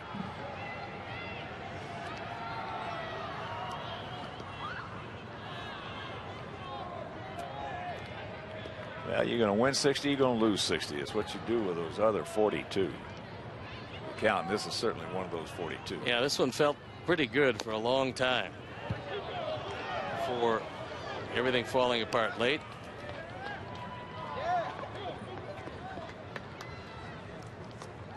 Terrific performance by Philip Umber, who started this game. His first of the year, went 5 1/3 innings.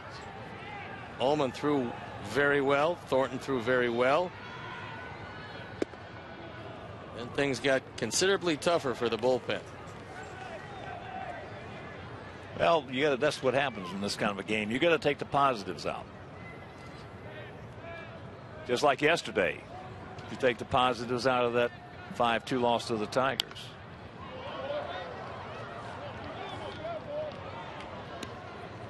Chris Sale pitched well. I mean, that's a positive. Jones got into trouble and then pitched his way out of it. That's a positive. He threw the ball very well. And that's another souvenir left side.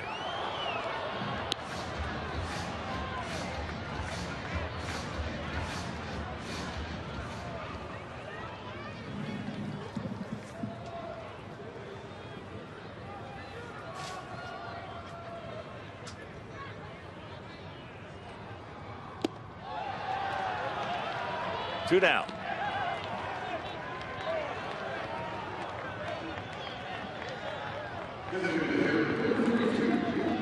Strupp's got a pretty good arm and pretty decent breaking stuff for a guy that did not start his career as a pitcher. Here's Adam. Get yourself a knock, big guy. Adam 0 for 4.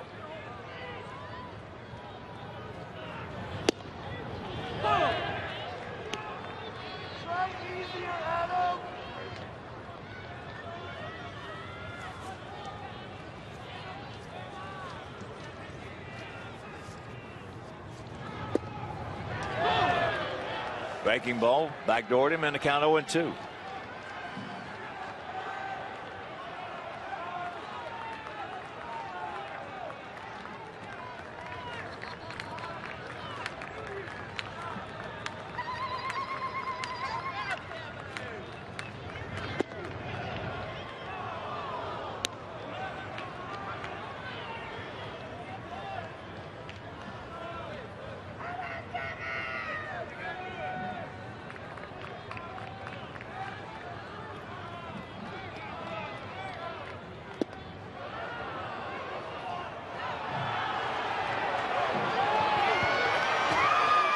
That's a 10-4. Bottom of the 10th inning right there, call. Meanwhile, this ball game is over. And Steve, we'll take a break and come back and discuss this just a little bit. Okay, I'll be here.